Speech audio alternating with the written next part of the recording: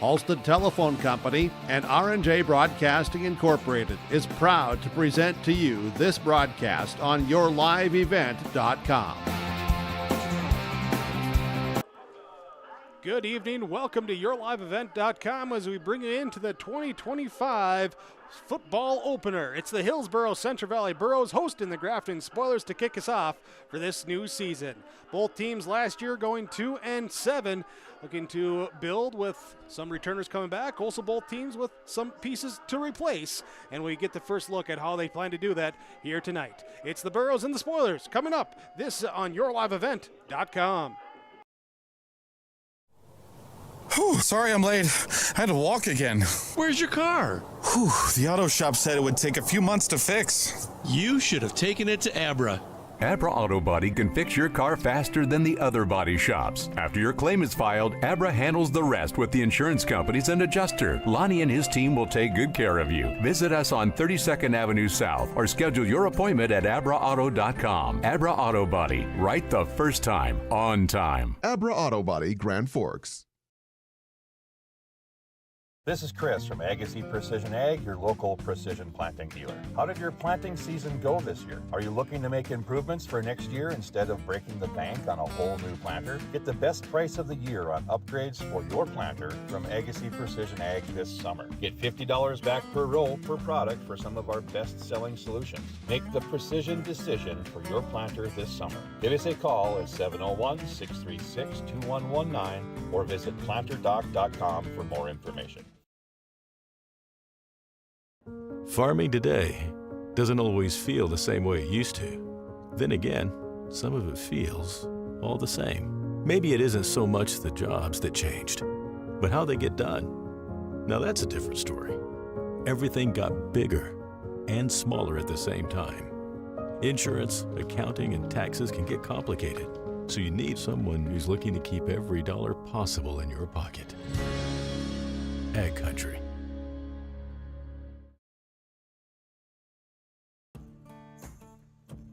Treat yourself to a great career at American Crystal Sugar Company. Team up with quality people making quality products. Full-time and year-round in a stable business. With great pay and benefits including time off available from day one. American Crystal Sugar Company invests in you to promote your continued growth and career advancement. Grow your career doing your best work within the world's best beet sugar company. Apply online today at AmericanCrystalCareers.com. This is your IRE Insurance pregame show. Hillsboro Central Valley hosting Grafton tonight. Thank you for joining us here for our season opener of high school football. North Dakota high school football. Region 1 hosting Region 2. Hillsboro Central Valley and Grafton. Let's go down to the field right now. Head coach of the Hillsboro Central Valley Burrows. It is Joe Johnson down with Brady Siebels, your Dakota Heritage Brink pregame interviews. Coach Johnson, and hey, we're here on the football field, a couple weeks of training, also, getting ready this summer, and it's finally game day. Yeah, we had a good offseason. As you know, we worked hard in the weight room. We were bit by the injury bug last year, and all of the benefits of getting into that weight room and injury prevention being one of those. Obviously, it improves play, everything else, the benefits of lifting. And lifting's always been a part of our program, but this group really got after it. And so, like you say, a couple of weeks leading into this, but we really feel like it was 9 or 10 months leading into this. And good fall camp. We had 3.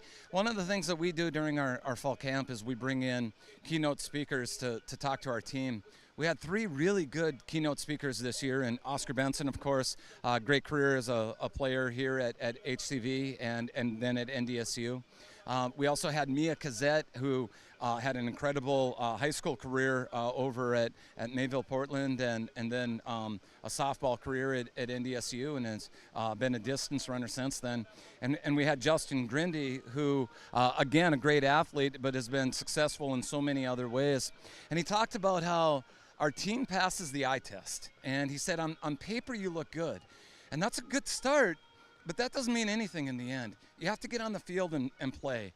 And like you say, 9 months of 10 months of an off season and lifting, a good fall camp, team camp, individual camps in the summer, it's time to play football. Yeah, absolutely. Talk a bit about your team. You mentioned that, the work, some players, right, returning stars, some back from injury, also some that really this is their first chance to kind of take that stage. Yeah, you're getting at the three pieces there. The returning players we feel really good about, partly because of those injuries last year. We had a lot of young players playing, and so we feel like we're coming in with a lot of experience in our returning players and our returning starters. And then you mentioned the guys that are returning from injury. Two of those key players would be Chase Halfley and Sawyer Owens, who missed most of the season. Sawyer went out in week 2 and then Chase in week 3. And come in as seniors, both of them captains, along with Jack Matson and Tyson Leshik. And so getting those players back. And then you mentioned back from injury. And then you mentioned that we got a couple of guys out that hadn't either been out for a couple of years or ever. And some of those are stepping in and contributing right away. At the top of that list is Colin Jenin, who steps in and gives us something that we really needed on that offensive line, and size, strength, and of course speed and agility. And so we're feeling good about all three of those pieces. So tonight we're starting 9 seniors and 2 juniors. Talk about your opponents here in Grafton. I know a tough season like yourselves last year. Kind of similar boat, right? A lot of new faces for them as well. Yeah, and we know that they're athletic. As you know, Brady, that some for week 1 there's always a little bit of a mystery, and yet we know this team well, and we know that Rice is a favorite target of Lillimon. They're athletic, they're big.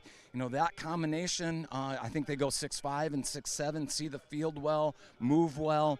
We know that we're up against that, and Grafton has been, like you say, had some tough breaks last year, but they were a good football team, and we expect them to be a good football team again this year. Coach Pastor Joe Johnson, thanks so much for your time. Good luck tonight. You bet. Thanks, Brady. Our pregame coaches interviews are brought to you by Dakota Heritage Bank, sharing our heritage, sharing our future. DHB.bank, the website with Dakota Heritage Bank. Hillsboro Central Valley hosting Grafton tonight on yourliveevent.com. This is your IRA Insurance pregame show. We'll have head coach for the Spoilers, Donovan McMillan. Join us next when we come back. No job too big, no call too small. Bears Home Solutions handles it all.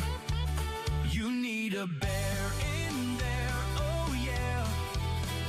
Keeping homes just right with expert care.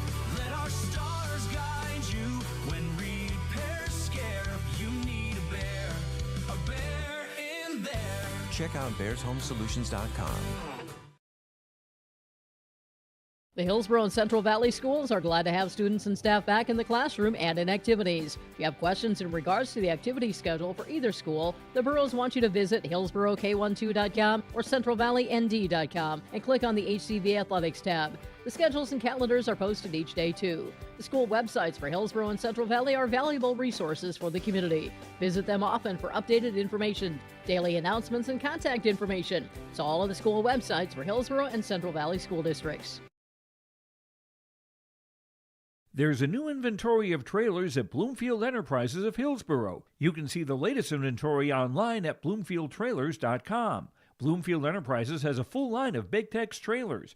Big Tex has affordable and versatile utility trailers for all your jobs. Big Tex has a full line of products from ATV trailers to gooseneck to dump trailers and more. Call Larry at 218-368-7989 or Tim at 701-430-0877. Bloomfield Enterprises in Hillsboro.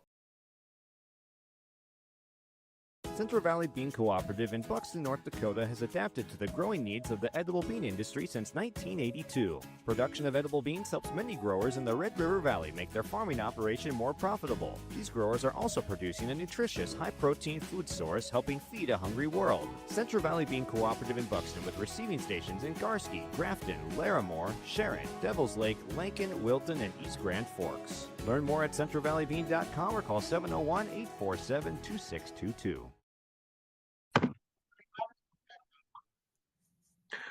Good evening and preseason previews and pre-game interviews, we should say here, as we bring in head coach Donovan McMillan for the Grafton Spoilers. And Coach McMillan, welcome to week 1, game 1 getting ready for this one. I know there's been a lot going on here for Spoiler Nation. Just talk about being ready for week number one now to play some football.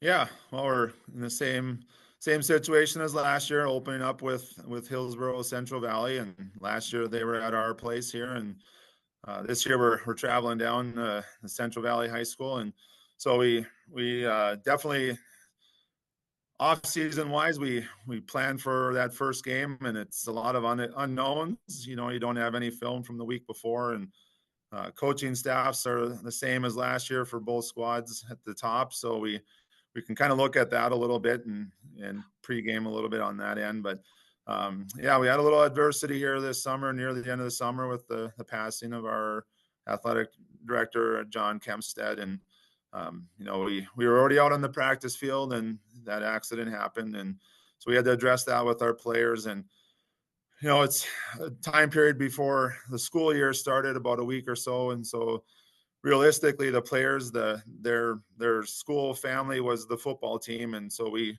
got through that time period together, and partially made us a stronger unit too. And now we had school starting this Wednesday, so our second week of practice, we had to make our adjustments that way, and a lot of times it's more on the kids because their schedules get pretty filled up during the day with football and school starting. So they've done a pretty good job, and us as a coaching staff too. You know, our work schedule changed too this week, and so I think we're ready to go. Well, that's why we play the games, I guess. You get your test out on the field, and hopefully we got a lot of good things happening, and kids are ready to go too. So like I said, once we get out under the lights on Friday night, it's a pretty cool atmosphere, not only for the coaches but the kids as well. And I think we're ready, and it's time now after a couple weeks of practice. With school starting, did you have some solid practices there Wednesday, Thursday, or were they kind of like, okay, we can tell that school was starting today? Yeah, it's definitely a different atmosphere, no doubt about it. I think the kids are excited to get back into the building as well, so that energy carries over a little bit. You know, maybe you look at it too in terms of the amount of practice time during the day gets shrunk down quite a bit. So on the coaching side of it, you're trying to throw a lot into a smaller window. For the kids, though, you know, they came, they showed up, ready to learn, ready to stay after a little bit. And, you know, normal week, that Thursday is just kind of a review. You know, you do your pregame walkthrough stuff. So the first one of the year is always unique because the kids are learning the ropes a little bit too. And so, yeah, I guess as a coach, no matter if it's week 1 or week 9, you're always going to be judgmental about how practices went, and you always want them to go perfect. But coaching is never a perfect thing, so you're always adjusting anyways. So, yeah, I think we're about as ready as we're going to be for this first game. And you know, like discussing before, it's you got to get out there and play against some other teams that, you know, measure your abilities, measure where you're at against someone else too. So Talking about adjusting too, last year graduating some guys that heavy impact on the team. You still got a bunch of guys returning this year, but are we looking at a lot of adjustments, or are we looking similar game plan to what the Spoilers were looking to do last year? yeah, we have a few adjustments. We did have one of our high school coaches, Jamie Villarreal, that was coaching the offense last year. He had some work-related family stuff going on, adjustments that he had to do in his personal life, and he wasn't able to commit to being full-time coaching this year. And so we did move up. I actually moved over now to the offensive side, and Trevor Tompkins, who was one of our assistant coaches last year, is running the defense.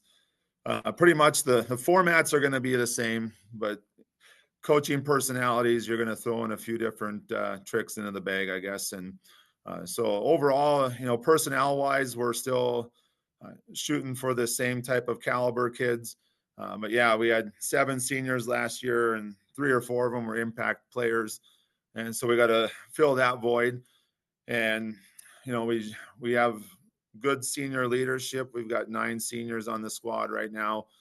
And we got about same average for juniors, sophomores, and fighting for those 11 spots on both sides of the ball. We like what we see. And as far as returning players go, we got Brody Lilleman coming back in at the quarterback spot.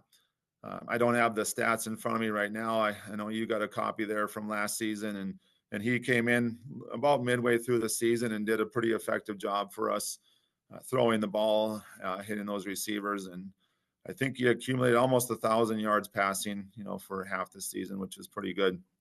And Reggie Rice, one of our top wide receivers, is coming back as well. So getting those guys to get back at that same level and connecting on the field. And then we have a couple young kids coming in at wide receiver spot too.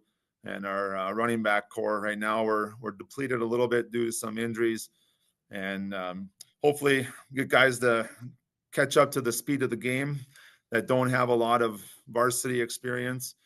Lineman wise, we've got some size this year. Again, we still have one injury yet that we're hoping that we get that individual back here coming up. And on the defensive side of the ball, again, our scheme is going to be very similar. We've got a lot of size up front. Our biggest strength right now is going to be our down linemen on the defensive side of the ball, and they're very active and strong up front. We're pretty thin at the linebacker spot and utilizing some younger kids there too. So again, just hopefully they can step in and not wait till the second half to get their feet wet right away and make some plays for us and just get used to the tempo and the speed of the game.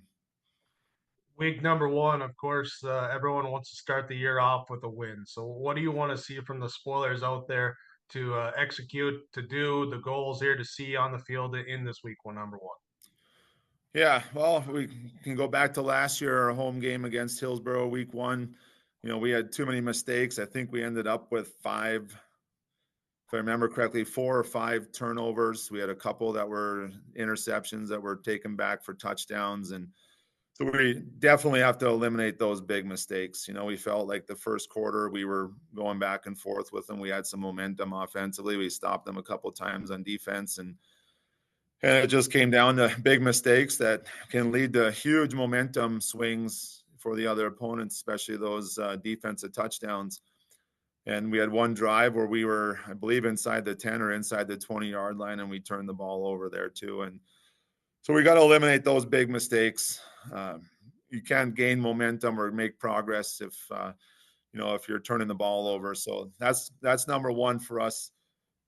Goal-wise, coming into this game is, get acclimated to the varsity game, the speed, the tempo, and, just get those first pad contacts out there. So, you're not intimidated and you know that what your strengths are, and then, just focus on our game plan and doing what we need to do to protect the ball or defensively slow down the offense and get them a 3 and out or get a turnover. I don't know that we had any. I don't think we forced any turnovers last year. Maybe there was one. But those are momentum swings that we need to get on our side, get some of those bounces to go our way. And we plan strong for that first quarter. We just got to make sure that we come out strong and then adjust on the fly during the game and give ourselves a chance to be in it at the end. All right. Well, looking forward to 4 good quarters of football here tonight. Coach McMillan, thanks so much for the time. Appreciate it. We'll look forward to kickoff begins tonight. Yeah, I'm looking forward to it. I know our boys are. I'm sure Hillsboro and Coach Johnson's got them guys ready to play too. So, yeah, it should be a good opening week here for both squads and for both schools itself too. So, looking forward to seeing you tonight too, Jacob, and we'll talk then. Thank you, Head Coach Don McMillan. You got Grafton Spoiler Football here with our pre-game coaches' comments. Growers, prepare your fields and yields against the wet conditions for 2025 and beyond with a drain tile project from Chad's Excavating out of Mayville. Drain tiling will improve and increase your yields and land values for years to come. Chad's Excavating provides free, detailed estimates, and with over 40 years of combined success, they provide professional installation and service. Call Chad today to prepare for your future and any questions that you might have. That's Chad's Excavating out of Mayville, helping farmers grow.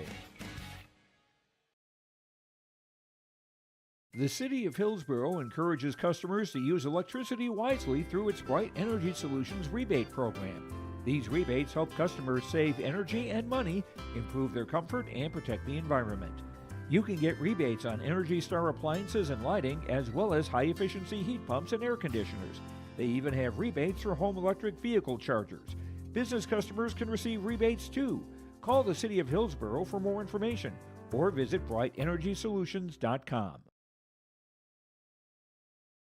This is Austin Reed with Dakota Heritage Bank. At Dakota Heritage Bank, we have a strong background in ag and business lending, but we can also help with any auto, recreational, personal, or home loans, including home equity lines of credit.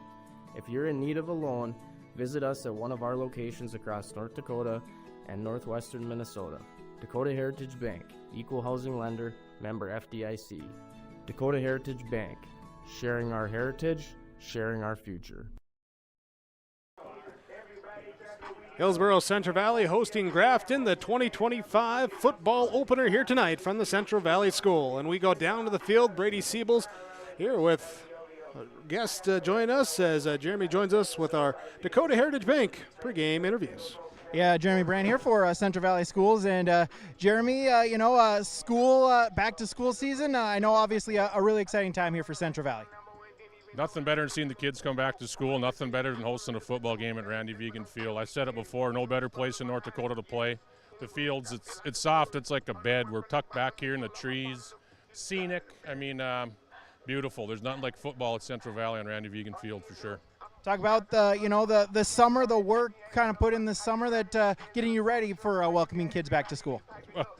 You know, that's a year-round process, is keeping schools up, and we've done that. We're adding on to a playground. You're always doing your floors, your carpets, etc. And this week, this is heavy work on this field. Me and a group of guys, we striped it. Randy, of course, mows the field. We stripe, and we had an issue with the clock that we got situated, and just a great night. Excited to be out here. Hope the boys, enjoy it and do well. I know some changes, kind of, the notable one, the electronics ban in North Dakota. Just kind of talk about the adjustments of making that. That's a positive thing, I've been excited about that since I heard that was coming in. We need our kids talking to each other more. We need more personal communication face to face and less on a device. And we're only 2 days in, so it's in its infancy. But as of yet, our kids have been very receptive. That's been the easy part of school starting, and that's a positive move for North Dakota. Too many kids sitting on a device for too long, and the fact that that's something that we're enforcing now very strongly is a positive. Yeah, absolutely. As now you mentioned, right, just a couple days there, and just talk about how excited you are for the school year. I know we'll probably talk to you in 9 months. You'll say, wow, where's the school year gone? Well, the summer went fast, and that's how that goes. But 197 kids came back Central Valley. We're about spot on to what we were last year. I've said before, I'll put our student body up against any in the state, and our teaching staff for that matter too. So me, as being a 12-month guy that's here year-round, I don't dread school starting. I love it. The kids put the life and the energy in the building.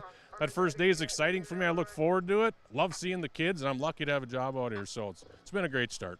Jeremy Brandt for Central Valley Schools, thanks so much for your time. Congratulations on the start of the school year, and a great school year to come. I appreciate it. Thanks for your live event, for doing our events. It's great. It's a very positive thing for us. Thanks. There we go. Jeremy Brandt to join us, our Dakota Heritage Bank pregame interviews. Dakota Heritage Bank with locations in North Dakota and Minnesota, sharing our heritage, sharing our future. DHB.bank. Hillsboro, Central Valley, and Grafton matching up here as they did in the season opener last year. That one was up in Grafton, was a 40-6 victory for the Burrows in that one, as coaches talked about some defensive touchdowns there, some turnovers by the spoilers there, kind of helping to decide that one. Maybe not as distant as the final score made it seem, but looking forward to seeing how things work out here tonight. This is your IRA Insurance pregame show. You can get the insurance protection you want with the customer service you deserve at IRA Insurance, covering it all from home, auto, crop, commercial, and benefits insurance. Go to IRAINS.com to get a free quote. Myself, Jake Berkmeyer, here with the play-by-play call. Brady Siebels down on the sideline as Radar. Good to be back with you here. And as a former player, I think you'll agree with me, there is just something magical about the first opening Friday night. Yeah, absolutely. You've been, like Coach Joe Johnson talked about, you've kind of been working. Everyone talks about the last, 2-3 weeks of camp, but you've been working all summer. You've been working in the spring. You've kind of had this day circled on there. And, yeah, it's a fresh start, and you've been grinding out with your teammates. And the most important thing, you're excited to hit someone that's not a teammate. That's right. You have the inter-squad scrimmages or anything like that, but getting to go against someone else in a different jersey is fun here. As we'll go with the starting lineups here today, brought to you by American Crystal Sugar, or the Grafton Spoilers, as they will come out. Their offensive lineup being announced. On the offensive line, they will align here with senior number 54, Drew Suda. At guard, number 64, Angel Gomez. The junior in the middle, number 66, Jack Burke. Right guard is number 69, the senior, Andrew Flanders. And the sophomore right tackle, number 75, Easton Ziegelman. At the backs and receivers, halfback is number 32, sophomore True Moberg. Fullback in front of him is number 24, Brendan Perez. Wide receiver positions, you have the senior number 5, Reggie Rice, returning receiving leader here off of last year's squad. And also joining him in the receiving room is number 17, Aiden McMillan, the sophomore. Tight end will be senior number 10, David Jelinek, and the quarterback will be senior number 9, Brody Lillamone. As the Grafton Spoilers come in, again 2-7 last year in Region 2, bouncing back or coming back this year. They got a mix where 12 of the 22 starters across offense and defense are seniors, but also 9 of those 22 are sophomores there. So a lot of youth with some seniors as well, too. Going to see how that mix goes out here tonight. Their head coach is Donovan McMillan. And your starting laps from American Crystal Sugar Company. You can live the sweet life with American Crystal Sugar. Find out more about American Crystal Sugar and their quality products. Remember, they're grower owned, and for great careers, visit them online, crystalsugar.com. Starting for the defense of Hillsboro Central Valley, they'll come out with a 4-down lineman, 3 linebacker defensive front. And up front is the senior number 75, Jack Matson. Next to him, coming back out for the season, number 51, Colin Jenin at the defensive tackle. Number 54, senior Brody Dickoff will be your second defensive tackle, and next to him will be the junior, number 88, Bryce Miller on that defensive front. In the linebacking crew will be the 2 seniors. Number 52, John Matson, was a defensive tackle last year, moved back to that middle linebacker position this year. Chase Halfley, after injury last year, returns here. He'll start at the other linebacker position, and it'll be the junior Griffin Mitzel in that crew as well. There'll be 4 seniors in the defensive backfield. At cornerback, number 24, Sawyer Owens comes back after missing a good chunk of last year, injured in week number 2. Brody Rogness joins him at the cornerback spot. Your safeties will be number 4, Carson Kazette, and number 15, Tyson Lushik, both seniors for Hillsboro Central Valley. A lot of seniors, as all told. 18 of the 22 starters are members of that senior class here on this year's squad. Coming in, Hillsboro Central Valley, their head coach is Joe Johnson.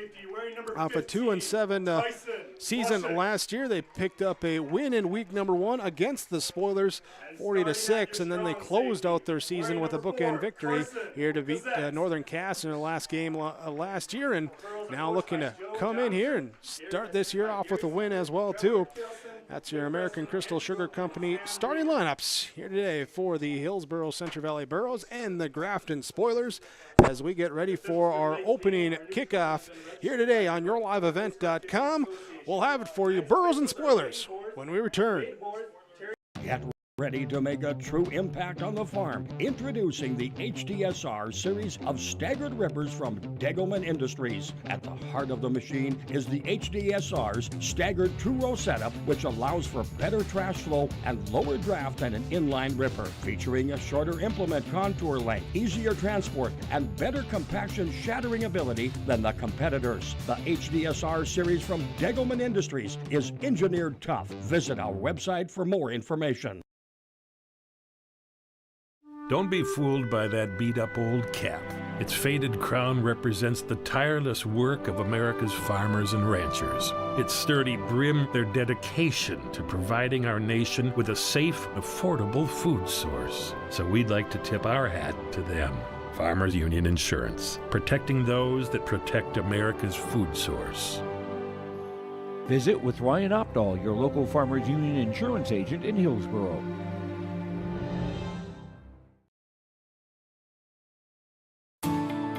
At Enbridge, we're focused on relationships. 23 Canadian First Nation and Métis communities now own an equity stake in Enbridge Athabasca Pipelines. In Minnesota, Enbridge has spent $450 million and counting with Native-owned companies and in wages to tribal members working on Line 3. Every day brings new collaborations, partnerships, and possibilities. Learn more at Enbridge.com.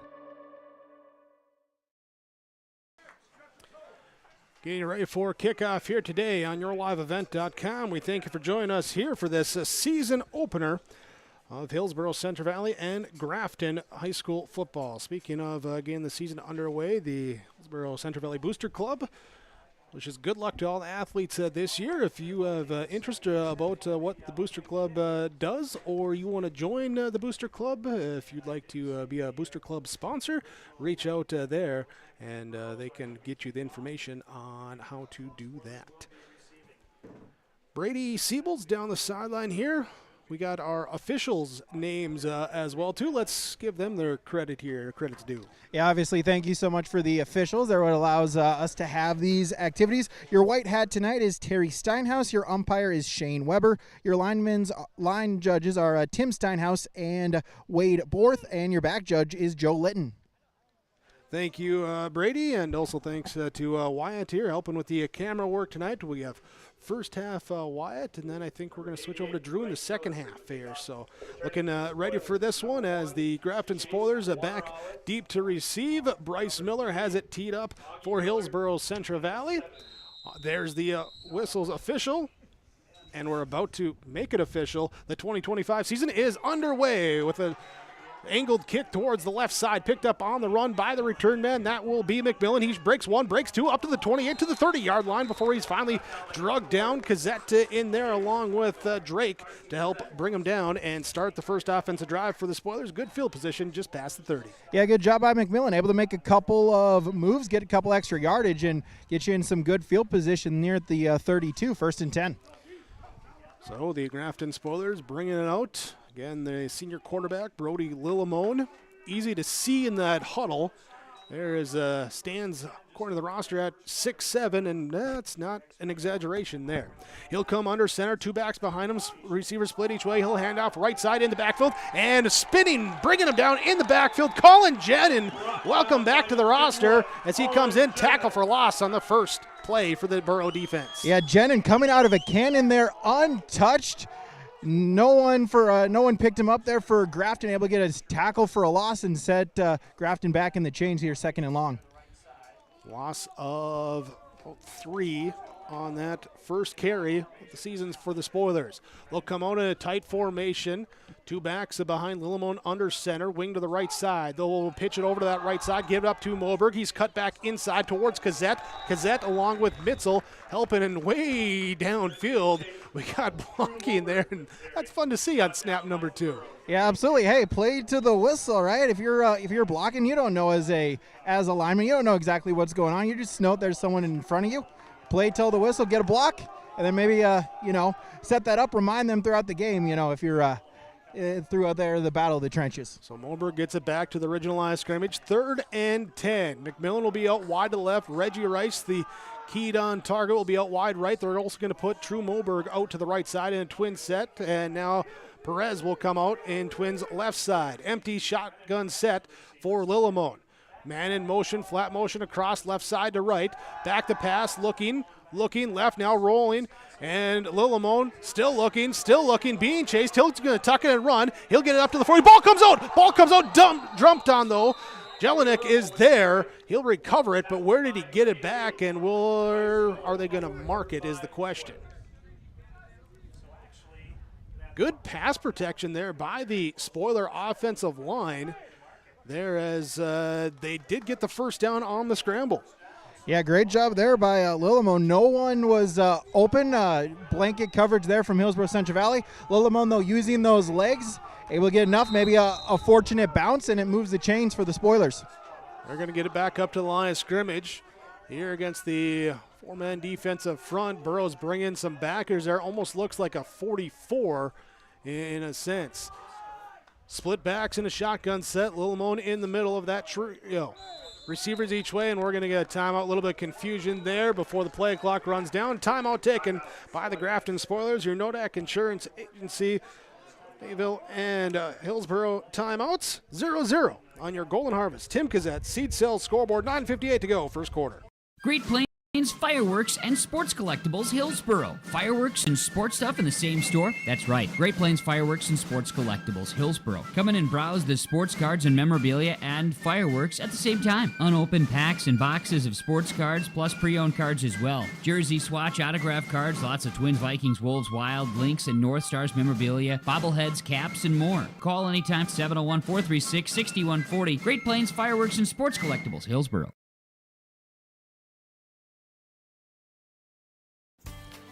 The Hillsboro Central Valley Booster Club is made up of parents, fans, and community members who work together to build team and community spirit. The Hillsboro Central Valley Booster Club supports Hillsboro and Central Valley students in their school activities and encourage all students to be involved in the activities at your school. Hillsboro Central Valley Booster Club takes great pride in uniting the communities to support the Burrows. Wishing all of the students, teachers, staff, and administration a successful new school year from the Hillsboro Central Valley Booster Club. First down out of the Nodak Insurance Company timeout will be Grafton Spoiler football. We'll send man in motion. That will be True Moberg going out wide left, and then Reggie Rice comes back across the formation to the right side. Get him on a little sleep. Then Lillimon's going to look down to the right side on that wheeler out, looking for Rice, a little bit underthrown, but he makes the adjustment, but the ball comes out. Picked up then by Jelinek, his second offensive fumble recovery here in the first quarter as they get it all the way down to the 30-yard line. There, that's being a gain of 25 yards there, and nearly disaster avoided that time by Jelinek being there on the spot. Yeah, Johnny on the spot once again. A beautiful ball there by Lillimon. Got the receiver right in the hands, right where he wanted to. Perfect execution and a big gain for the Spoilers. Yeah, just kind of ran him in that flat motion. Now they're going to run it up the gut. Here's the give to Jackson Duville. And there'll be a crowd inside. Tough to run against. Host of Burrows bringing him down here for minimal gain of 1. I take that back. That was not Duville. That was 24. Didn't see the 4. That was Brendan Perez. Yeah, good job, host of the Burrows. The linebackers reading it, going up there, able to get him for a minimal gain, 2nd and 9. Spoilers with the quick huddle up to the line. They call it from the line of scrimmage. 2 receivers left, 2 right, 1 in the backfield. Lillimon takes a snap, throws it over to the right side. It's off the hands, incomplete. There, Jelinek couldn't hold on as thrown to that outside shoulder. Will bring up now 3rd down and 9. Yeah, just trying to get a short route there. We're trying to maybe cut the distance in half, but incomplete pass and sets up 3rd down and long. Big play here for the Burrow defense, try to get off the field. Should note for the Burrow defense, new defensive coordinator, second-year coach Sam Rieger takes over behind the defensive play calls. Here we'll see what he dials up on this 3rd down defensive play. Tight formation for the Spoilers, 2 backs in the backfield, Lillimon under center. He'll take the snap, hand off on a misdirection, go to the right side, Moberg, and he's spun down that time. John Matson from that middle linebacking spot coming up, making a tackle for a loss there of about half a yard back to the 30. Fake to the left, then take it to the right, but Matson, a great job reading it right there, approaching, attacking, getting the tackle, and setting up 4th and long. 4th down, Reggie Rice will be out wide left. True Moberg will be inside left side receiver. Perez right side. They're also going to send Lillimon out to the right side. Or not Lillimon, that'll be McMillan with Lillimon the quarterback, and we're going to have a false start. First penalty there. It's going to be on the Spoilers, and mark them back and make it now a 4th and almost 15. 4th and 14 officially. Yeah, miscommunication there on the snap count. Maybe they were trying to see if they could get 5 free yards against Hillsboro Central Valley, seeing if they could get them to jump, but one of the receivers not on the same page, jumps and sets them back 5 more yards. And going to that quick huddle, trying to get plays called at the line of scrimmage, it can take some time to adjust to. As Coach McMillan said in our interview, going to come out aggressive. We'll see what they do here on 4th and 15. Empty set, 3 to the right, 2 to the left in the receivers. Lillimon back to pass. He's being pressured this time. Matson on his tail, chasing. Lillimon able to throw down the middle, open in the middle, and it is incomplete. That time as Jelinek trying to make an adjustment on that ball. Couldn't set the feet. Lillemon had to throw it all arm, no legs. Couldn't get quite enough on it. It'll be incomplete and a turnover on downs. Yeah, great pass rush there for Hillsboro Central Valley. They were on Lillemon, forcing him to scramble and just unable to put enough on the pass. Falls incomplete, and the Burrows get a turnover on downs. So they'll take over on the 29-yard line. 8:20 to go in our first quarter. Here as the Spoilers, they're the big play, the 25-yard pass play, Lillemon to Rice, but unable to advance it much after that. And Hillsboro Central Valley now comes out. Their senior quarterback, Tyson Lushik, brings them up to the line of scrimmage. I formation, receivers each way from the left hash mark. And the first play, the ball comes loose on the snap, diving on it. And this is going to be close. Reggie Rice does not get it. It is Lushik able to get it. But a fumble there, loss, and the Burrows are going to get right back up to the line of scrimmage here. Now on 2nd and 14. They turn, they hand off. Fullback a give inside there to Cassette. He'll rumble his way up to the 35-yard line, gain of 2. Yeah, on first down there was just miscommunication between center and quarterback. Lushik wasn't down yet, ready to take the snap. Fortunate to get the fumble recovery, but now it sets them back as it's 3rd down and long for Hillsboro Central Valley. John Matson, the center. They're flanked by Colin Jenin and the junior, Alan Moocher. Tackles are Jack Matson, Brody Dickoff, left and right side. Quarterback Tyson Lushik, running back Sawyer Owens, Carson Cassette. Wide receivers Bryce Miller, Brody Rogness. Tight end is Chase Halfley for the Burrows. Here on 3rd down and 8. They're going to send Miller in flat motion, left side to right to twin up on that side. Lushik will look, then he'll look back left side, going deep over the middle. It's nearly intercepted that time. McMillan couldn't hold on to it as he was looking for the tight end Halfley up the seam. Incomplete, brings up 4th down. Yeah, into double coverage there. Moberg able to get a hand on it. Kind of shaking his head there, was hoping maybe to get the interception, but able to knock it down and set up 4th down. For the Burrows, punter Brody Dickoff. Last season punter as well. Was mid-30s roughly, if I remember correctly, on the punting average. We'll see what he does now for the Spoilers. Augie Miller back deep to receive. As the snap comes back, a little bit high, pulled down, and the punt off the right foot. It will angle, take a Burrow bounce, and picked up by the Spoilers as Miller tried to play with it here, coming and picking it up at the 40, bounced off his hands. He does recover it at the 42, and so it will be Spoiler ball, but nearly bounced out of his hands, and both teams having some near disaster avoided early on. Yeah, that's kind of what you get here in this first game of the year. You kind of expect some sloppy play between the teams, with it being the first game. Both a couple of fumbles for each team. We'll see who can adjust, maybe keep their hands on the football here as this game goes along. 7:21 to go. First quarter, ball on the 42-yard line of the Spoilers as Grafton comes up. Receiver right side, receiver left side. I formation. Lillemon, the quarterback, under center. Tight end on that right side as well. They'll turn, handoff, run that way. True Moberg runs it off that right side B gap here into the hands there. Miller able to grab him up. Mitzel in there. Matson got in there. Looked like Moocher in there as well there too for the Burrow defense. Yeah, just simple power there for Grafton. A good job, the front line able to get a push, get some positive yardage here on first down. As the Spoilers come up to the line of scrimmage here, their first drive going 3 minutes 40 seconds before they turn it over on downs deep in Burrow territory. Again, a little confusion to get set up here. Who's inside, who's the outside receiver? It's going to be Miller inside, Rice outside on the left side.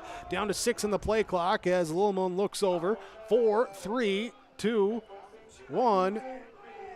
And they do not get the play off here as we have the whistle, and timeout is called.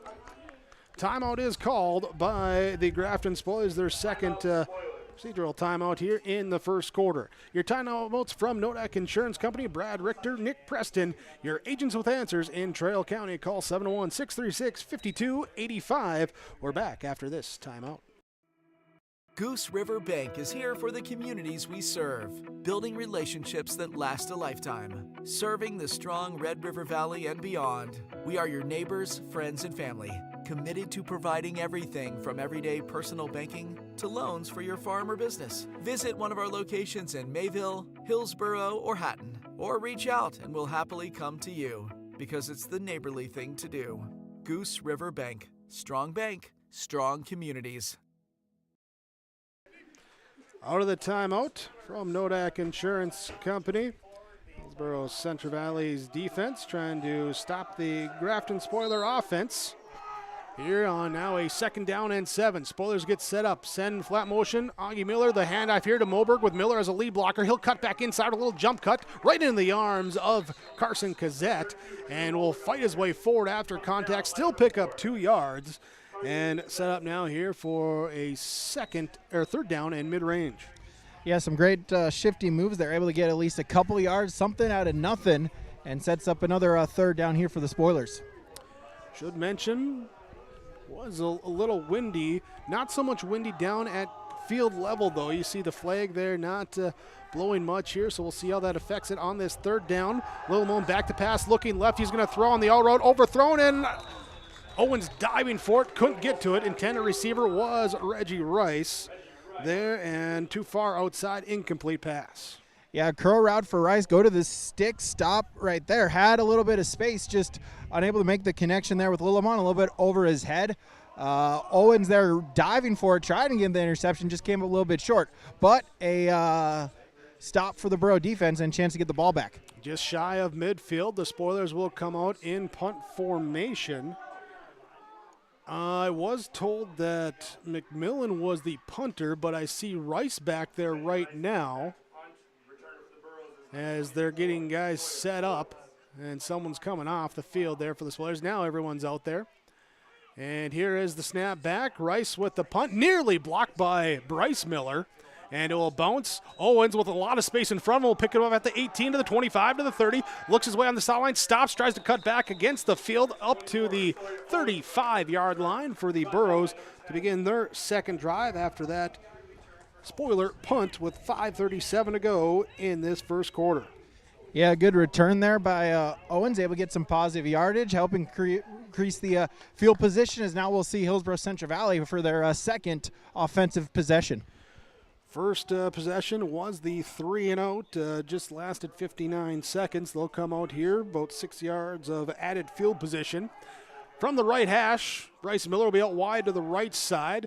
I formation behind Lushik under center, tight end on that right side. They run that way, hand it off to Owens, falling behind Kazette. He cuts back inside to the 40-yard line before he's handled down that time. Drew Suda out there to help make the stop after that gain of 5 on 1st down. Yeah, great job there. Kazette leading the hole, able to get the block, get his man. That allowed Owens to then follow him, get some positive yardage here on 1st down. Well, already the drive starting nicer after that fumbled snap on the first play last drive. This one positive yardage here, and now they look to repeat it. Mitzel will be the receiver on the right side. Miller left side, I formation. Kazette in front of Owens. They'll turn pitch play to left side to Owens. Cut inside right away. He'll make one guy miss at the 40 and makes his way up to the 43-yard line. Brings up now a 3rd and 2. Yeah, good penetration there by the Spoilers, getting to Owens in the backfield, but able again break a tackle, lunge forward, setting up 3rd down and manageable here for the Burrows. Brody Rognus will come in as a receiver, rotating in with Mitzel. Substitutions there. The Burrows break the huddle. Spoiler defense here coming out in a 3-5, 35 up front, trying to stop that run. See what they do on 3rd and short range.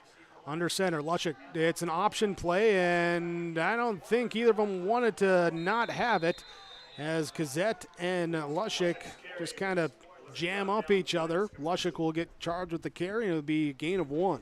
Yeah, the triple option there looked like Lushik kind of kept his hands on it for a while, almost kind of turned into a Philly tush-push situation. Able to get the stop there is the Spoilers and set up 4th down. Burrows send in Brody Breidenbach there as an offensive lineman, and it looks like they're going to go for it on 4th and short. May this just be the tush push. They go double fullback situations. Under center, Lushik takes it, turns, hands off. Owens sees a little gap, spins forward, and falls ahead for the 1st down. Just got it by about a half a yard, but able to get it. And Looks like Halfley's helmet popped off. He'll have to come out. Burrows' first down of the season. Yeah, get some extra beef there on the in the backfield. Try to find a block, see if you can get a space. Owen's just able to get enough, makes that spin, and gets the first down for HCV this season. Have to confirm later, was that Jack Matson that slid into the backfield? Because I don't want him running at me if I'm a defender. Yeah, I would go the other way as well. Pistol formation, wings each way. Lushik going to run the option. Pitch play out to Gazette. He's got room in front off the left side now. Here up to midfield to the 50, 45, 40. He breaks it free to the 30 as he can't beat the last man pushed out there. The safety, Rice, able to knock him out of bounds, but a big play and another first down for the Burrows. Yeah, speed option there. Lushik reading the man, waiting, gets the pitch off at the perfect time. Open space there for Gazette and a big gain here for the Burrows. 27 yards for a Burrow first down as they flip sides of the field. 3:04 to go in this first quarter. Still scoreless on your Golden Harvest Tim Gazette Seed Sales scoreboard. Burrows come out. Mitzel receiver left side, Miller the receiver right side, I formation. There as Gazette will be the tailback. No, I take that back. Gazette up to the half fullback. They give it to the tailback, Owens. Owens will turn, spin. He's hit at the line of scrimmage that time by Brendan Perez coming up from his linebacker spot. And Owens just wiggling his way forward, using that wrestler's lower body strength to get ahead for 5 yards. Yeah, Perez there. Jelnick also able to clean him up on the stop. But 5 more yards for Hillsboro Central Valley, trying to stay ahead of the chains. Sets up second down and medium for the Burrows. Easton Ziegelman, Angel Gomez, Drew Suda on the defensive front. Brennan Perez, the middle linebacker, flanked by Noah Suda, Thomas Osend, David Jelinek, and Drew Moberg in the linebacking core. Reggie Rice, Augie Miller, and Aiden McMillan, the defensive backs for the spoiler defense. On 2nd and 6. Under center, Lushik turns, pitch to the right side. In the backfield, can't get away. Rice able to wrap up Owens and brings it back to the 25-yard line, a loss of 2. Great job by Rice, able to not get blocked, shed the blockers right away, penetration in the backfield, and gets a tackle for a loss and sets up 3rd down and long. Here's substitutions now as Jack Burke comes in for the spoiler defense. On 3rd down, this is where those defensive linemen like it. Get to pin the ears back, rush the passer a little bit. Burrows offense. Here, 4-down territory, so we'll see what they do. They trip up receivers on the left side. Gazette in the backfield, pistol formation with Lushik. Rolls to the left, looks in the flat, caught by Bryce Miller. Stiff arms Rice to the 10, to the 5, to the end zone! Burrows with the 25-yard touchdown. Tyson Lushik to Bryce Miller, and the first score of 2025 comes from 25 yards out. RPO situation there. Lushik, a chance he could either keep it, run an option play, or pitch it. Saw the look he wanted, saw Miller out in the flat, got it to him, and then Miller one stiff arm. It was a foot race. He was not be caught and gets the Burrows on the scoreboard. 1:34 to go in this first quarter. And Hillsboro Central Valley on the scoreboard.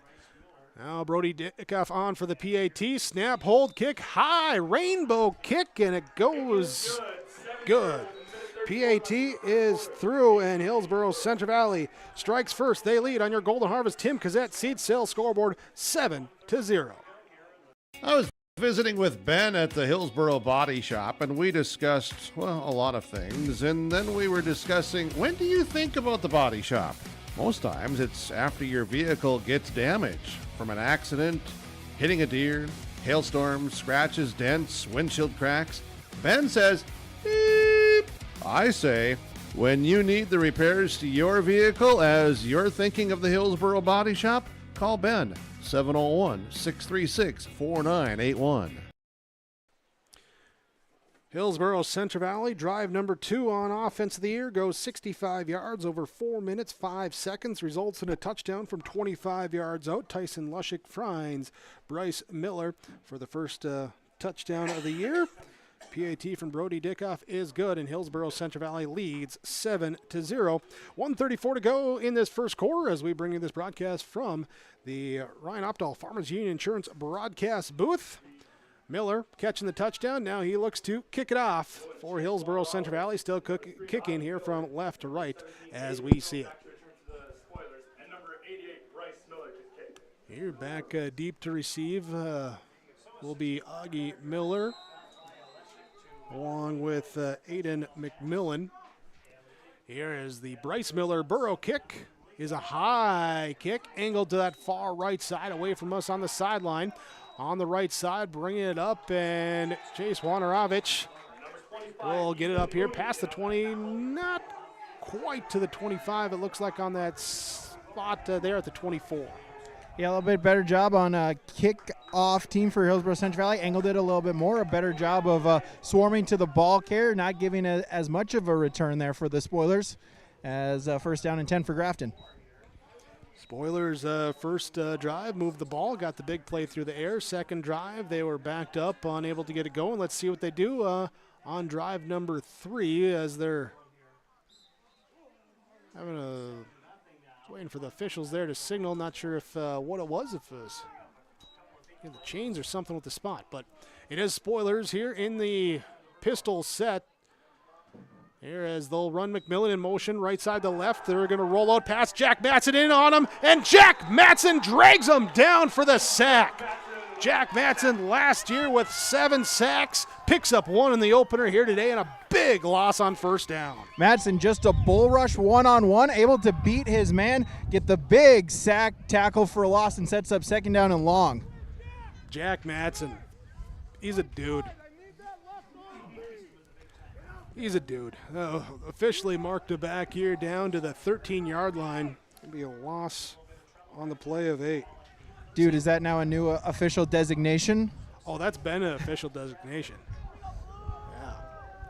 Here, Lillimone in the shotgun set, moves the protection from the left side of the right side, sends man in motion. They'll flip pass ahead here to Miller. Augie Miller trying to get around the right side edge. Mitzel not allowing him to, as Mitzel and Rogness stretch him out, and minimal gain on that far sideline, and we'll see if that is the last play of the first quarter, or if the Spoilers want to run one more. Yeah, great job just following the play, not giving up any ground, right? Staying along the line of scrimmage there, not trying to over pursue. Gets the tackle right at the line of scrimmage and sets up a third down and long. Here is that will officially go as a reception on that forward little pop pass here, and that's going to be the end of the first quarter. So after 1 quarter of play on your Golden Harvest Tim Cassette Seed Sales scoreboard, Hillsboro Central Valley leads Grafton 7-0. Hillsboro Campground and Laundry is conveniently located right off I-29 exit 104, offering spacious pull-through sites large enough to accommodate Class A rigs with tow cars. Laundry services open 24/7, serving both our campground guests and local community. And for extra flexibility, furnished rentals are available up to 3 bedrooms, perfect for overflow guests or housing your harvest crew. Whether you're here for a night or a season, Hillsboro Campground has you covered. Hillsboro Dairy, with delivery of fresh dairy products and more to your home door. I've had Hillsboro Dairy delivering cold, fresh dairy products and other items to my door for years. 3 main reasons why. It's the convenience, the products are fresh, and the delivery service from the Udder Guy. Nobody does it like the Udder Guy. Every week, we get the CT. Please call him at 701-436-5877. Delivery right to your door from Hillsboro Dairy. Prepping for our second quarter will be Grafton football, 3rd and 21 after a sack on first down, and then a no gain on a pop pass on second down. We flipped sides of the field here as myself, Jake Berkmeyer, Brady Siebels down the sideline. Thank you for joining us here on yourliveevent.com. All of those that have been subscribed, we thank you as well. And if you haven't, go ahead, hit that subscribe button there and be alerted when all the Your Live Event games come your way, getting the season started here tonight. Brady, you got a game tomorrow, right? Yeah, I'll be over in Hunter, Arthur, that area, Northern Cass. They open the season taking on Ray Powers Lake. Should be an interesting game. Two teams that are just kind of, when I was talking with the coaches, saying, hey, we're just going to see what we got here for week 1. Here's the Spoilers on 3rd and 21, chucking it downfield. Lillimone going deep here on the run, and it is caught by Rice at the 50. He'll be hit as he catches it, falling forward across midfield. down to the 46-yard line, and a prayer on third down, and Rice makes the play. Yeah, another beautiful ball there by Lillimon, and Rice running the route. A little bit maybe hand fighting. Refs are going to let it go here tonight. Understandable, and able to make the catch and survive a tough shot, able to stay with the contact and pick up the big first down. 41 yards, Rice 2 catches, 66 yards. He can make some plays. They're going to hand off inside. Brenton Perez, he'll rumble his way forward from that fullback dive nearly to the 40-yard line. Going to be a gain of 5.5. Give it to the fullback, Perez, a big guy, a load to try to bring down, try to get low on them, taking 2 Burrow defenders to try to bring him down, but falling forward as well and picking up about 5 yards here on first down. Kind of that almost prototypical fullback size there. Short to the ground there, 5'6", 200 is what he's listed at. He'll be in pass protection now as Lillimon's back to pass. Looking left, he's going to step up in the pocket, he's going to run to the 40, and he's stopped almost immediately. Their ball pops out, but they say down. They say Lillimon was down before the ball pops out. He'll pick up 3 on the scramble before Halfley brings him down. Yeah, pocket breaks down. He run for it. Good job there. Halfley, Matson as well, staying with it and tackling him before the first down marker. Sets up 3rd and short. 3rd down, 10:40 to go in the second quarter. You need to get it down to the 36. Here's they come up from the 38-yard line. With that scrambled huddle, trying to get everyone lined up. Lillimon looks like he'll be in the shotgun set, sends Moberg out wide left, Rice slot left. Jelinek, the tight end, almost a wingback on the right side. Receiver out right side is McMillan. And before we get the play off, we have the 3rd timeout of the first half taken by the Spoilers offense. Here trying to avoid that delay of game penalty. So 10:18 to go in the first half. Burrows lead 7-0. Your Golden Harvest Tim Cassette seat sale scoreboard. We're back after this timeout. More at 104. Hillsboro, North Dakota has everything you need on your next road trip. Food, fuel, fun, and family-friendly activities. Stop by and fill up your tank or grab a bite to eat. Have a blast at Goose River Golf Club, the swimming pool, or one of our beautiful parks. There's even ice skating and cross-country skiing. Take in the sights or stay the night so you don't miss a thing. Experience Hillsboro and see why there's more at 104. Timeouts from Nodak Insurance Company, your Trail County agents with answers. Brad Richter and Nick Preston. Call 701-636-5285. Spoilers using their 3rd timeout of the first half. All 3 have been used on offense, trying to work through the first game communications there to get everyone set up there with this scrambled huddle. Lillimon will be in the shotgun set. He's moving back there. 13 on the play clock as they're trying to get the Burrows to show something defensively. 2 receivers left, 2 receivers right. Back to pass. Lillimon, he's going to draw play, hand off. There, Moberg makes one guy miss in the backfield. He's still on his feet, still powering forward, and he was spun back. So where did he reach with the forward momentum? I think he might be about a half-yard short based on that right foot of the official on the spot. Yeah, trying to see if he can get the Burrows to over pursue. We'll check the marker. It was a left foot spot. Okay, so he got no yards. There will be now still 4th and 2. 4th and 2, Spoilers coming out here. And they are going to come out with the offense. Trips receivers right, 2 receivers left. Lillimon alone in the backfield. See if it's not a draw or a scramble there, as he'll be back to pass, and he's going to look to run. He'll step up, moving to the right side. He gets the first down, falls forward ahead. Here down to the 31-yard line, a gain of 7, and back in the backfield. Brody Dickoff slow to get up for the Burrows. Looks like a cramp as he's helped up, but we'll see here if it comes out. Do see Brody Breidenbach coming in defensively there for Dickoff. There, so the first down, 4th first down of the half for the Spoilers. Twins receivers left, Twins receivers right. Running back Moberg to the left side of Lillimon in the shotgun. Back to pass, looking left. Being chased now. He'll break out to the left side, stepping back. Throws it here into the flat. And out of bounds. And seeing there if anyone was in the area. Nothing comes out, so it will be incomplete pass. Yeah, good coverage there for Hillsboro Central Valley. Blanket coverage. No options there for Lillimon to go to. Just throwing it away, live to fight another down. Coach Johnson coming over looking for an explanation from the official, and seems, okay, I got it. All on the same page now. 2nd down and 10, 9:02 to go, first half. Spoiler football, trailing 7-0. They're going to put 2 to the right as Miller comes in as a slot receiver. Rice out wide on that side. Lillimon going to look that way. He's looking. He's being chased now. He'll tuck it, and he loses the football. Jack Matson brings him down. Flag comes in, and this is going to be, what's the flag on? Because Lillimon's helmet popped off as well, too. And not sure where the flag was coming in as Matson hit him, and the ball came out. And now we got to determine when the ball came out, who got it, and what the flag is. Pressure again getting home there for Hillsboro Central Valley. Lillimon trying to make a play. Burrows though able to get a hand on it, strip it, but did take a shot right to with the helmet. Came off as now the official's still talking. We'll see what the call is. Well, Lillimon will have to come off with the helmet popping off, so he has to miss a play.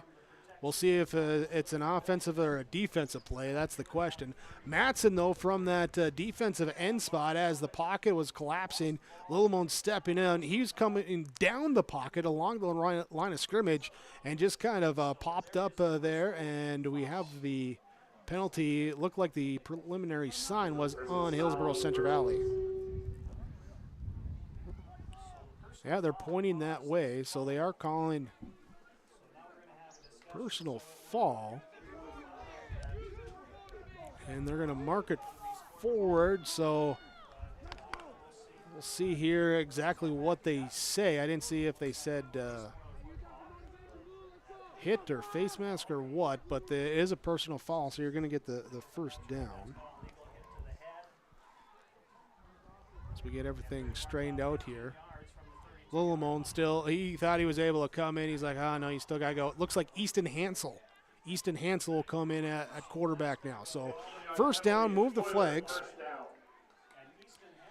There, and that will be the first penalty on Hillsboro Central Valley. Wipes off that sack and fumble and puts the Spoilers inside the red zone. 8:53 to go, first half. See if the Burrows ramp up to stop the run here with the backup quarterback in for one snap. As Hansel, the sophomore, coming up, I formation behind him. True Moberg, and then Augie Miller will be the deep back. They'll turn, they'll hand off to Moberg. He stops in the backfield, sidesteps, makes one miss, drives forward, keeps the pile moving, and will be good gain on first down of 8 yards. Yeah, difficult position there to put a sophomore quarterback in there. Just a simple give play to a fullback, but credit to Moberg, able to, like you mentioned, get a little quick shuffle, find a hole, get some good positive yardage here. As then Lillimon now, after one play, able to get back in the huddle and take over as quarterback. Hey, credit to Easton Hansel, too. Stay ready, come in, do your job. I know you're saying, hey, you just got to hand it off, but unfamiliar center, handing off. You know, you're not used to it.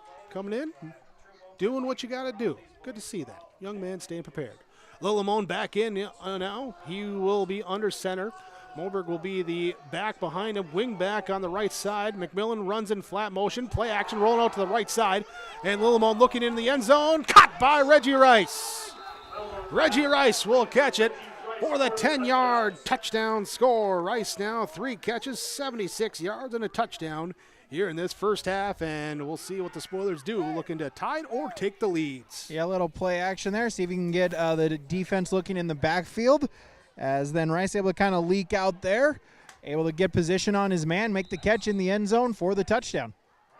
5-minute, 40-second drive going 76 yards over the final part of the first quarter into the second quarter now, and Spoilers will come out. Of note for them, 2-point conversions last year.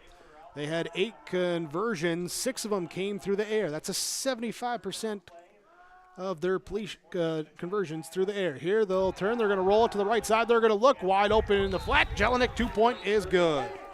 2-point is good, and the Spoilers take the lead 8-7 on your Golden Harvest. Tim Kazette, Seat Cell Scoreboard, 7:54 to go. First half on yourliveevent.com.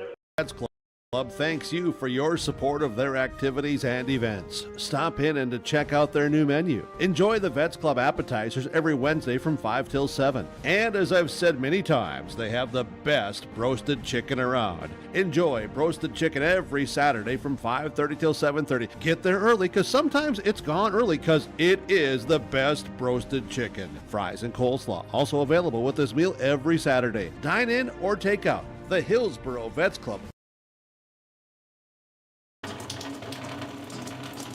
Oh, jeez. That's a lot of water. No, no, no, no, no! Jeez Louise! This system is packing 70-mile-per-hour winds, golf ball-sized hail, and a fast drop in temperature. Oh, jeez. Dave and Cheryl's kitchen started on fire. Oh, jeez. Oh, geez, let's take a look. Oh, geez, moments happen. Be ready with Irie Insurance. Grafton takes their first lead of the 2025 season, 8-7, after the Reggie Rice 10-yard touchdown catch and the 2-point conversion from David Jelinek, both from the arm there of Brody Lillimon. And 8-7, Spoilers lead. They're kicking off for the first time this year. Sawyer Owens, Bryce Miller back deep to receive for Hillsboro Central Valley.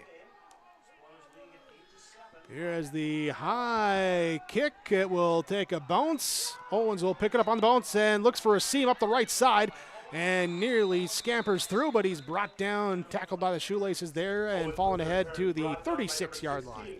Good return there by Owens, trying to get in some positive field position there. As down here on the field, wind starting to pick up here, kind of blowing towards that Grafton sideline, maybe a little bit towards the south end zone in that corner. We'll see how that plays out on thing. Other than that, beautiful night for a game. The field looks great, as it always does here at Randy Vegan Field. I mean, immaculate, lawn care. Yeah, oh yeah, perfect conditions there. And really it is like a pillow here. You can take a nap at halftime, I could. You don't get to. You got to talk to coaches at halftime. Ah, fine. Twin receivers right side. Lushik will be under center. Tyson Lushik turns, hands off, second man through, going to the left side, and it's a B-gap push that time as Sawyer Owens picks up a couple there in amongst a scrum. They spot him up ahead. 3 yards will be the gain. Yeah, positive yards here. We'll see how Hillsboro Central Valley tries to respond here. Trailing for the first time tonight. Obviously, defensively, kind of switch of emotions there. Didn't get the call. Call didn't go their way that they were hoping for. See how they respond here, now playing trailing for the first time tonight. Griffin Mitzel out wide right, part of Miller in the slot. They send 2 wide to the left side as well, too.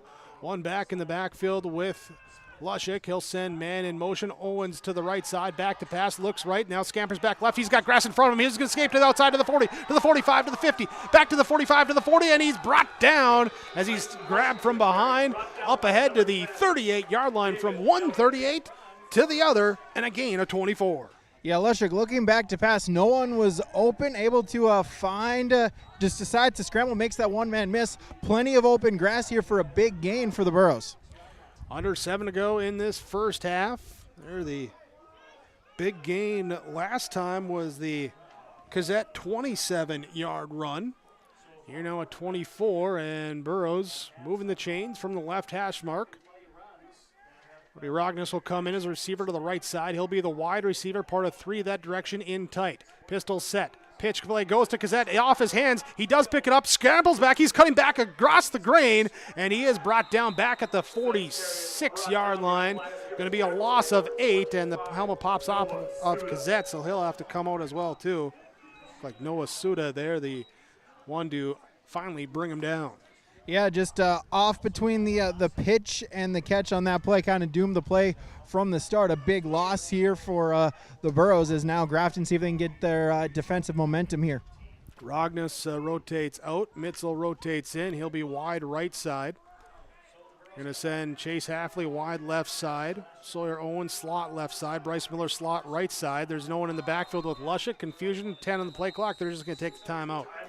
They'll take the timeout. We'll take the timeout as well on your Golden Harvest Tim Cassette Seed Sales scoreboard. Grafton leading Hillsboro Center Valley 8-7. Your timeouts from Nodak Insurance, Brad Richter and Nick Preston. Austin Reed with Dakota Heritage Bank.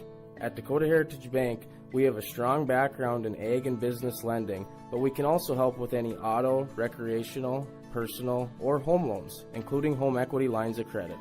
If you're in need of a loan, visit us at one of our locations across North Dakota and northwestern Minnesota. Dakota Heritage Bank, equal housing lender, member FDIC. Dakota Heritage Bank, sharing our heritage, sharing our future.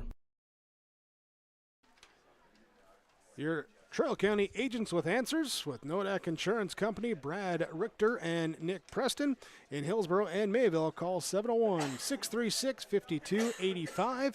Bringing you your timeouts here on yourliveevent.com. Season opener, Hillsboro, Central Valley, and Grafton. Burrows struck first with their second offensive possession. Driving down for the touchdown, a Bryce Miller 25-yard catch from Tyson Lushik. Capping off a 65-yard drive. The Spoilers responded with a 76-yard drive, a Reggie Rice 10-yard touchdown. 2-point conversion puts them up 8-7. Out of the timeout, Burrows in the pistol set. Tyson Lushik back to pass, rolling right. Soft rush here. He'll throw downfield. He's got a man with a step going for it and hauled in that time by Miller. Bryce Miller. Was that a Willie Mays over the shoulder? It was. I believe it was. Miller, a go route there. A good job adjusting there. Ball kind of floated a little bit, but Miller able to read it, adjust as he was going. Makes the over-the-shoulder catch. Another big gain here. Miller proving to be a weapon so far for in game number one in the receiver position. Sets up first and goal for the Burrows. 39 yards and a first down. There's Miller makes the catch. Make a note of that one for later. Mitzel out wide left, a lot of space out there. Here's Lushik, turns, runs the pitch play left side here to Owens, following Cassette, leading him in off the block from Mitzel. He's down to the end zone and in across the goal line. Touchdown, Burrows. Owens able to get in from 7 yards out, and the Burrows retake the lead on the Golden Harvest Tim Cassette Seat Sales scoreboard. Yeah, Owens just following the blockers, gets what he needs, takes the cut back in, and just able to dive and stretch for it, able to get the nose of the football on the goal line and get a touchdown, put the Burrows back in the lead. Woody Dickoff on for the PAT, I'd imagine here. Last year, Dickoff about a 75% conversion rate on those kicks. But they're going to come out looking like they're going to go for two. Owens and Cassette in the backfield. Rognus out wide left. Halfley tight on the right side. 1, 2, 3, 4, 5, 6, 7, 8, 9, 10. I think they're missing a guy as they hand off to Owens, and they get in anyway. Owens with the 2-point run. 15-8. Burrows take the lead now, 15-8. The score on your Golden Harvest Tim Cassette Seed Sales scoreboard. 5:29 to go. First half on yourliveevent.com. With Rocky Nedham at Nedham Seeds Caledonia for LCS wheat seed varieties, Trigger Cannon, and 2 new varieties named Buster and Dual. Call Rocky Nedham, Nedham Seeds Caledonia. They also have proven wheat seed SY Velda from AgriPro. Your local Pioneer dealer, Rocky Nedham, Nedham Seeds Caledonia, with corn, soybean, sunflower, and alfalfa seed for your farm and Seedex sugar beet seeds. Call Rocky 701-430-1149, Nedham Seeds Caledonia. Our Savior's Lutheran Church in Hillsboro, North Dakota invites you to experience the love of God. Our Savior supports all youth with academics, athletics, music, art, dance, and drama, and offer meaningful opportunities for people of all ages. Join us for worship at 8:30 or 10:30 each Sunday morning, in person or watch on television, HTC Channel 34, or online, Facebook, Twitter, YouTube, or at oslchillsboro.com. On the kickoff, Bryce Miller He'll send it deep. Picked up here inside the 10 by McMillan for Grafton up the left sideline. He's got blockers in front of him, but he's shoved out before he can get past that last line there. And good field position to start here at the 33-yard line for the Spoilers.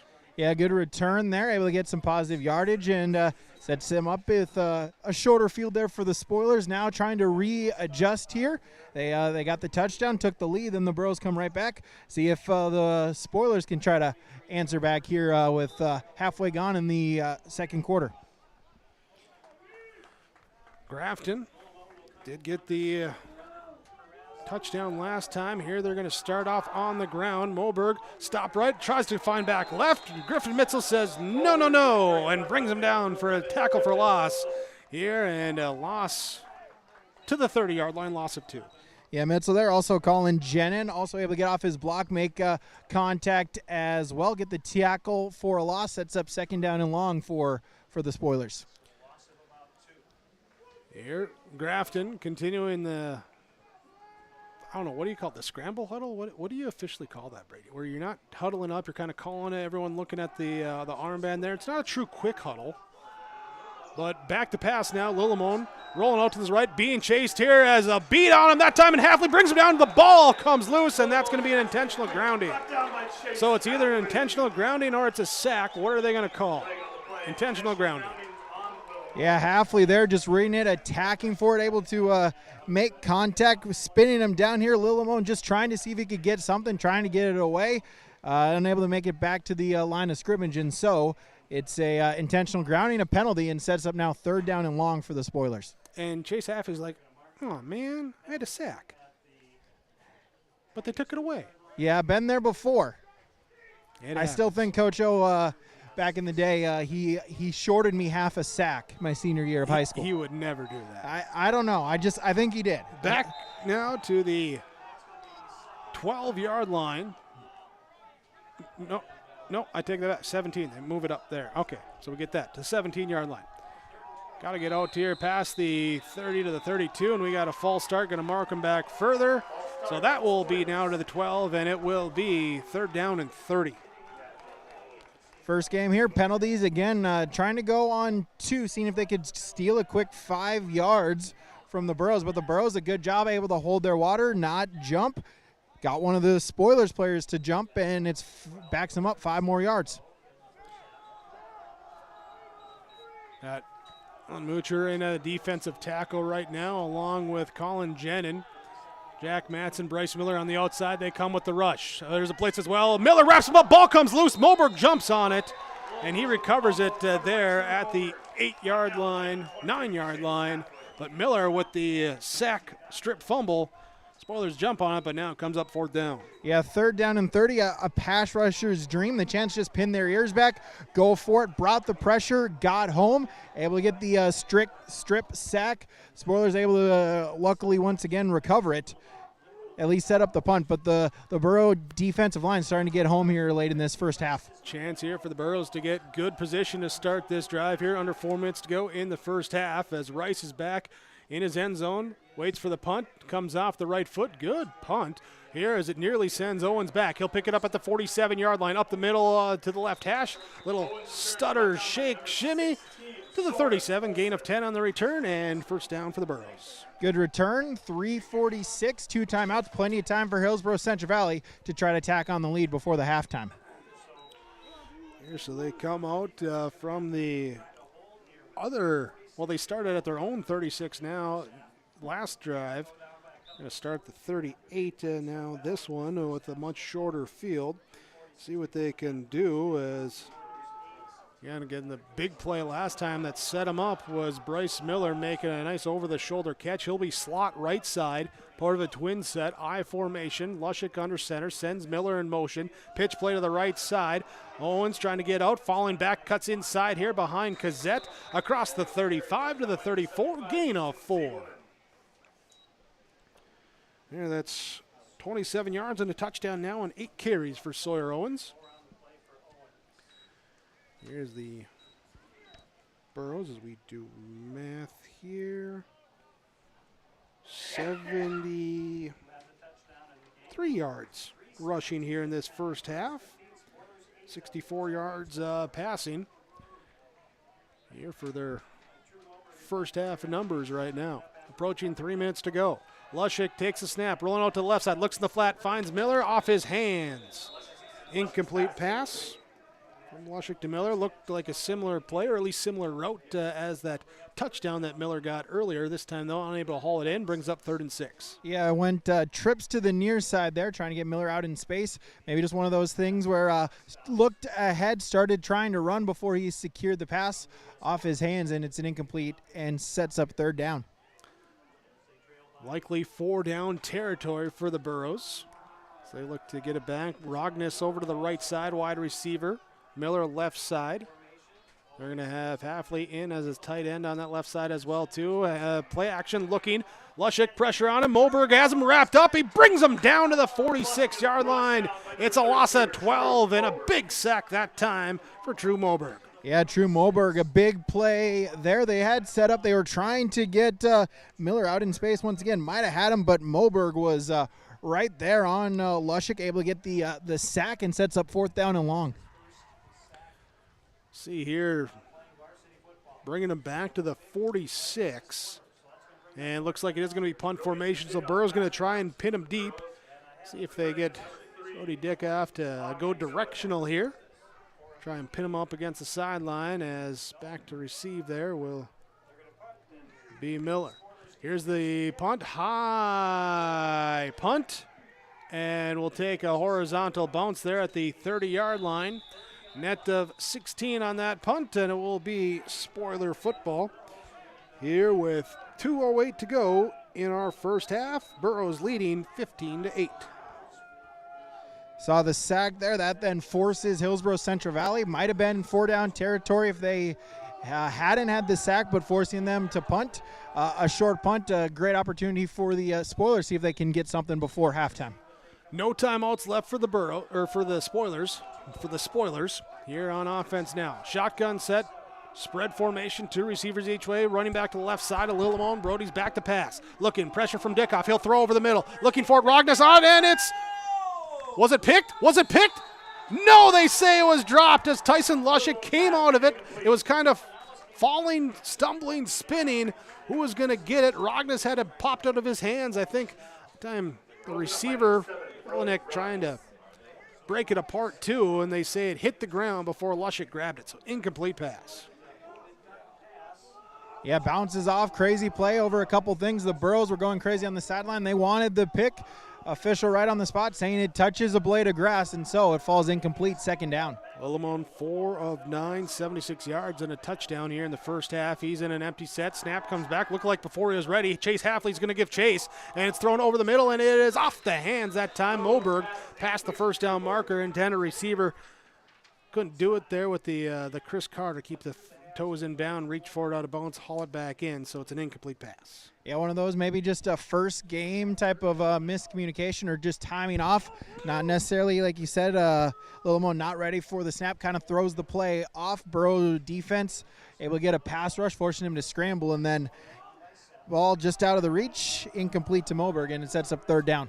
Empty set. Moberg's going to be out on the formation left side. They're going to go 2 receivers right side. Here's Lillimon in the empty set. Takes a snap. Looking back to pass. Looking left. Chase Halfley giving pressure and comes inside, and it's knocked away on 3rd down as Griffin Mitzel looks to be okay as he kind of landed slightly awkwardly, went for the knee, but he looks to be okay with the pass breakup. Yeah, good job able to read it, knock it down. Yeah, it just looked like maybe kind of buckled his knee as it was coming down, but looks like he's good.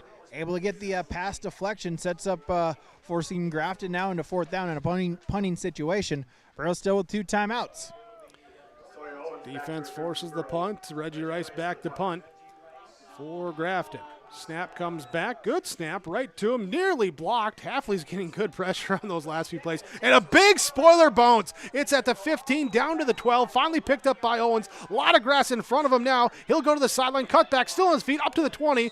I'm seeing guys laying out, pancaking on the away from the play. But we got a helmet popping off again, and it's going to be up here to the 34-yard line. So a big bounce, but nearly returned about as much as that bounce took for the spoiler punt. I think I saw a flag there as well thrown right at the end of the plays. Now the officials will huddle up, talk about it. Right near where the tackle is made along the sidelines. We're going to call a face mask, personal foul face mask on the spoilers. So that's going to put the ball almost to midfield here for the Burrows to start this drive. Yeah, great punt there. Took a bounce away from Owens. Credit to Owens, though, able to get on it. Got a return out of it, like you said, back to right about where the bounce was. And then, unfortunately for the spoilers, someone got a hand on the face mask. 15 more yards for the Burrows. Great opportunity for them to try to tack onto this lead before we go to halftime. With 1:34 to go in our first half. And officially marked just shy of midfield at the Burrow 49-yard line. Punt, touchdown, touchdown, punt. All the drives have gone for Hillsboro Central Valley so far. Here and seeing what they can cap off.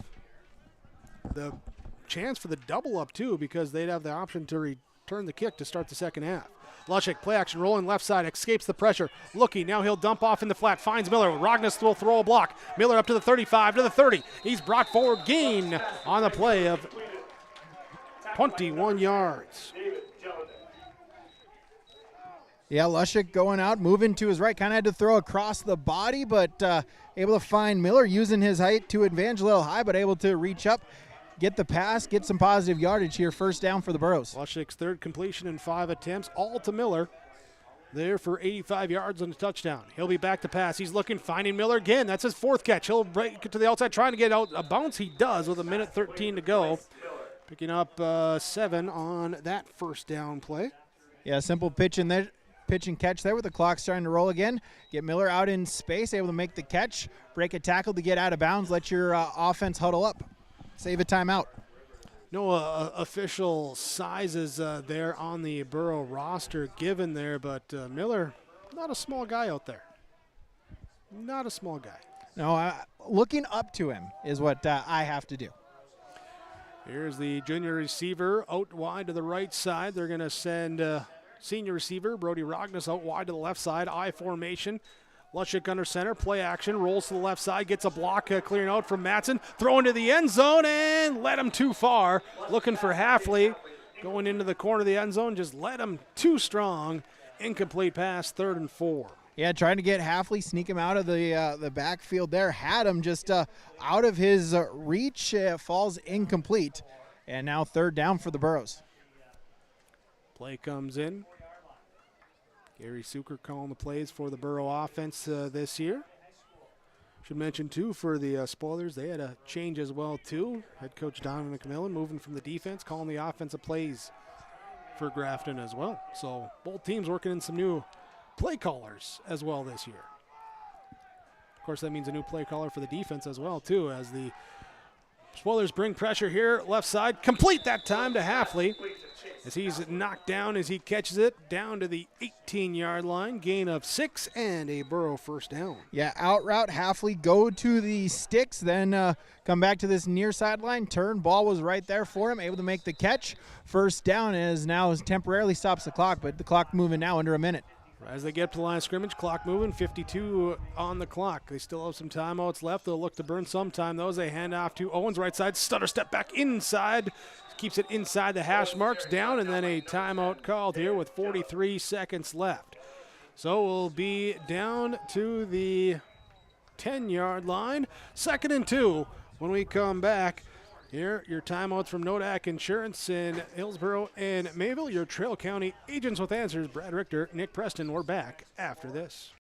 You've finally found the perfect car in racing blue.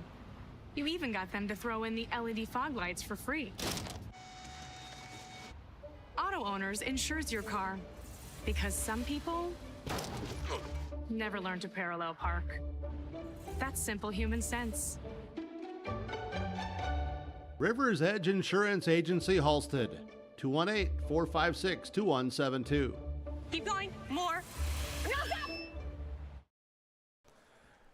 Back here with 43 seconds to go in the first half. Hillsboro Central Valley leading 15-8. Your Golden Harvest Tim Cassette seat sales scoreboard. Driving here, trying to punch one in before the break and again have the option to receive after the break. During the break, we'll have our halftime coaches' comments there with head coach Joe Johnson of Hillsboro Central Valley and Donovan McMillan for Grafton. Burrows have one timeout left. 43 seconds remain on the clock. Second down and 2. Long 1 is what they got on the scoreboard. Here as they come up, Lushik will be under center. Gazette the fullback, Owens the tailback. Bryce Miller out wide to the right side. They'll fake it. Lushik will roll to the left side looking for Rognes, and it is, I think Rognes and Gazette in a similar space. Both thought it was coming to them, and looked like intent receiver was Rognes, and then might have been deflected as it came to him, actually, off the hands of Gazette. Yeah, Gazette was looking for it just over the head, then maybe it was a little bit short of a Rognes, falls incomplete. And so now third down for the Burrows. Third and short. Do you go for the first down, or do you take one to the end zone knowing you still got one more play plus a timeout to get that first down? Hafley will be the tight end to the right side. Miller the receiver right. Mitzel subs in, receiver left side. Owens behind Cassette in the backfield, I formation. Play action roll to the left side. Lushik looking and overthrows that time looking for Mitzel. Incomplete pass. There, and that will set up fourth down here in 1.5. Yeah, well, they tried to take a shot at the end zone, trying to get a man in space. Falls incomplete, and now it does set up fourth down here for Hillsboro Central Valley. Still with that timeout and 34 seconds. Plenty of time for the Burrows here before halftime. Potential for a big stop by the spoiler defense. Who comes out on top? Defense shifts, strong side, weak side. Lushik will be in the pistol set. He's going to run it himself left side. Takes a block there from Dickoff. Steps to the outside. Gets here inside. Diving for the pylon. Down to the 1. Down to the 1. There will be a gain of 8. Clock stops while they set the chains. First down for Hillsboro Central Valley. 26 on the clock. They still have the one timeout. They got to hurry up and get to the line here as they break the huddle. 22 on the play clock. Bryce Miller, wide receiver left side. Heavy set, 2 fullbacks here in the backfield. Lushik will turn, hand off to Owens, following behind Jack Matson from the fullback spot, and Owens in from 1 yard out.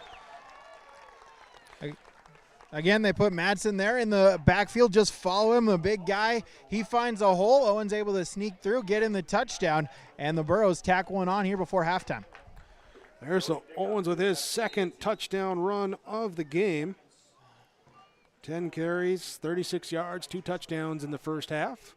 And now Brody Dickoff on for the PAT. It's a snap, hold, kick, up, and no good. Missed it left there as the PAT fails. Hillsboro Central Valley leading on your Golden Harvest Tim Cassette seat sales scoreboard, 21-8.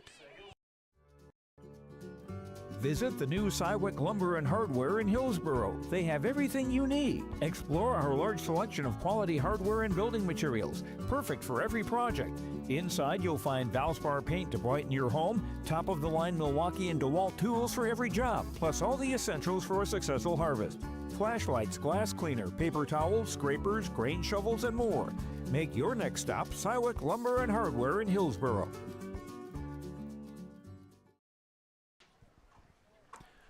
Approaching halftime here, 11 seconds to go in the first half. Hillsboro Central Valley leading 21-8. Your Golden Harvest Tim Cassette seat sales scoreboard as we bring it to you from the Ryan Opdahl Farmers Union Insurance broadcast booth. Ryan Opdahl Farmers Union Insurance in Hillsboro with home, auto, business, life, farm insurance. Visit the agency downtown Hillsboro or call 701-436-5777.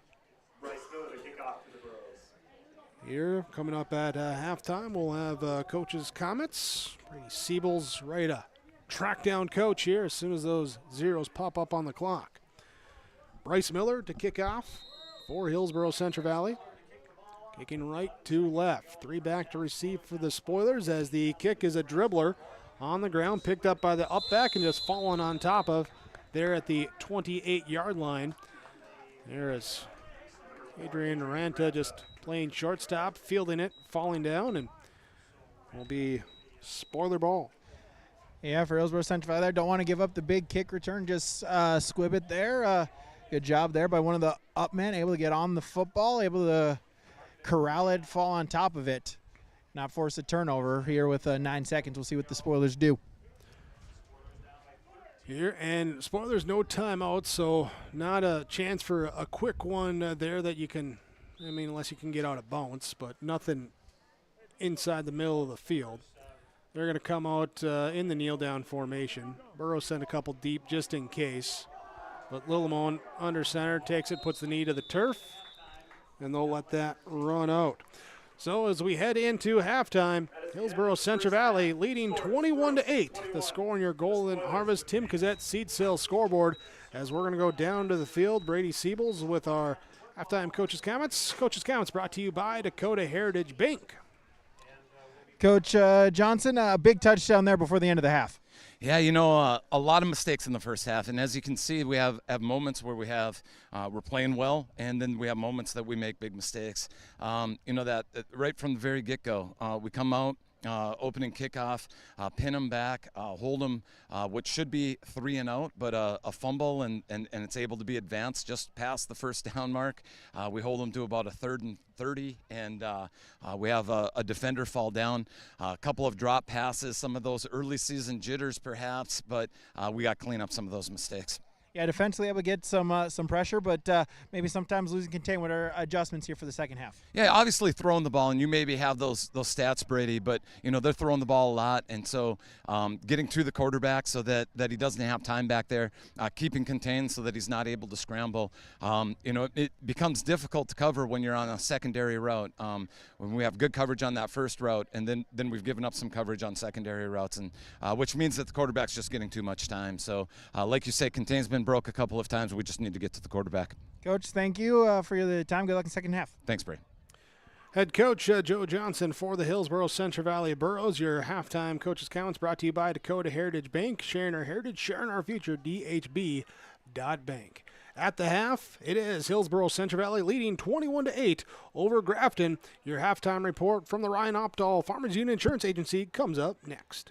If you have concern or questions about the mental health of yourself or a loved one, Trail District Health Unit's Credible Mind platform offers convenient and confidential resources to help inform you about mental well-being. Credible Mind offers 21 different assessments to guide you in your mental health journey, from sleep quality and burnout to anxiety and depression. To get started today and learn about your mental, emotional, physical, and spiritual health, visit traildistricthealthunit.crediblemmind.com. For nearly 40 years, West Main Pizza has been serving up hot, delicious pizzas and other favorites, like sub sandwiches, calzones, chicken wings, pasta dishes, paninis, and more. With 2 locations on East Main in Ada and the Rail District in Dilworth, we offer dine-in, takeout, and online ordering at westmainpizza.net. Discover more than just pizza at West Main Pizza in Ada and the Rail District in Dilworth, your neighborhood favorite since 1986. The Hillsboro and Central Valley Schools are glad to have students and staff back in the classroom and in activities. If you have questions in regards to the activity schedule for either school, the Burrows want you to visit HillsboroK12.com or CentralValleyND.com and click on the HCV Athletics tab. The schedules and calendars are posted each day, too. The school websites for Hillsboro and Central Valley are valuable resources for the community. Visit them often for updated information, daily announcements, and contact information. It's all on the school websites for Hillsboro and Central Valley School Districts. Right Implement in Hillsboro, 701-636-5692 for shop and field service, farm equipment sales, repair on all equipment, in the field, on the farm, and in the shop with Right Implement in Hillsboro, 701-636-5692.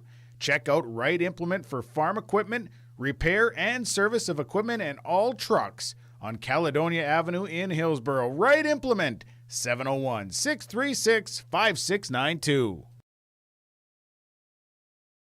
Here's a message from Tim Cassette, Golden Harvest Seed Sales in the Hillsboro area. When it comes to your operations needs, they want to hear from you, which is why they're committed to listening first. From farmer-focused R&D teams to their Gold Series soybeans and game-changing corn products to the insights shared through the Illuminate digital platform, everything offered is an answer to what they learned from you. For Golden Harvest corn and soybean seed, visit with Tim Cassette Seed Sales Hillsboro, 701-430-0877.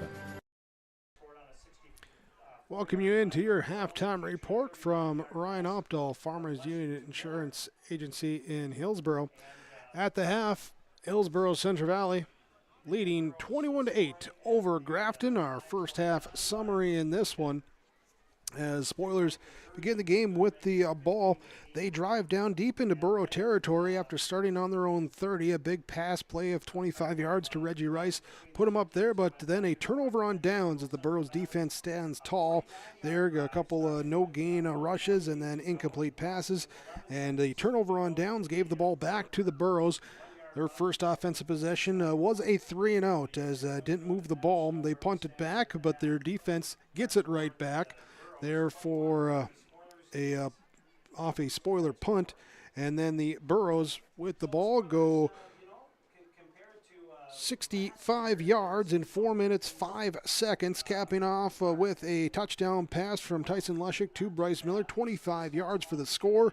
Brody Dickoff with the PAT. Burrows lead 7-0, 1:34 to go in the first quarter. Spoilers come back, respond right away. Over the last minute and a half of the first quarter and the first few minutes of the second quarter, they drive a total of 76 yards. Reggie Rice, a 10-yard touchdown catch from Brody Delelman is the scoring play, and the 2-point reception from David Jelinek puts them ahead 8-7, 7:54 to go in the first half. Burrows respond as well as they get a big pass play. Bryce Miller, an over-the-shoulder catch there on the far sideline from Lushik. A 39-yard gain puts him down there to the 7-yard line. Sawyer Owens caps it off with a touchdown run.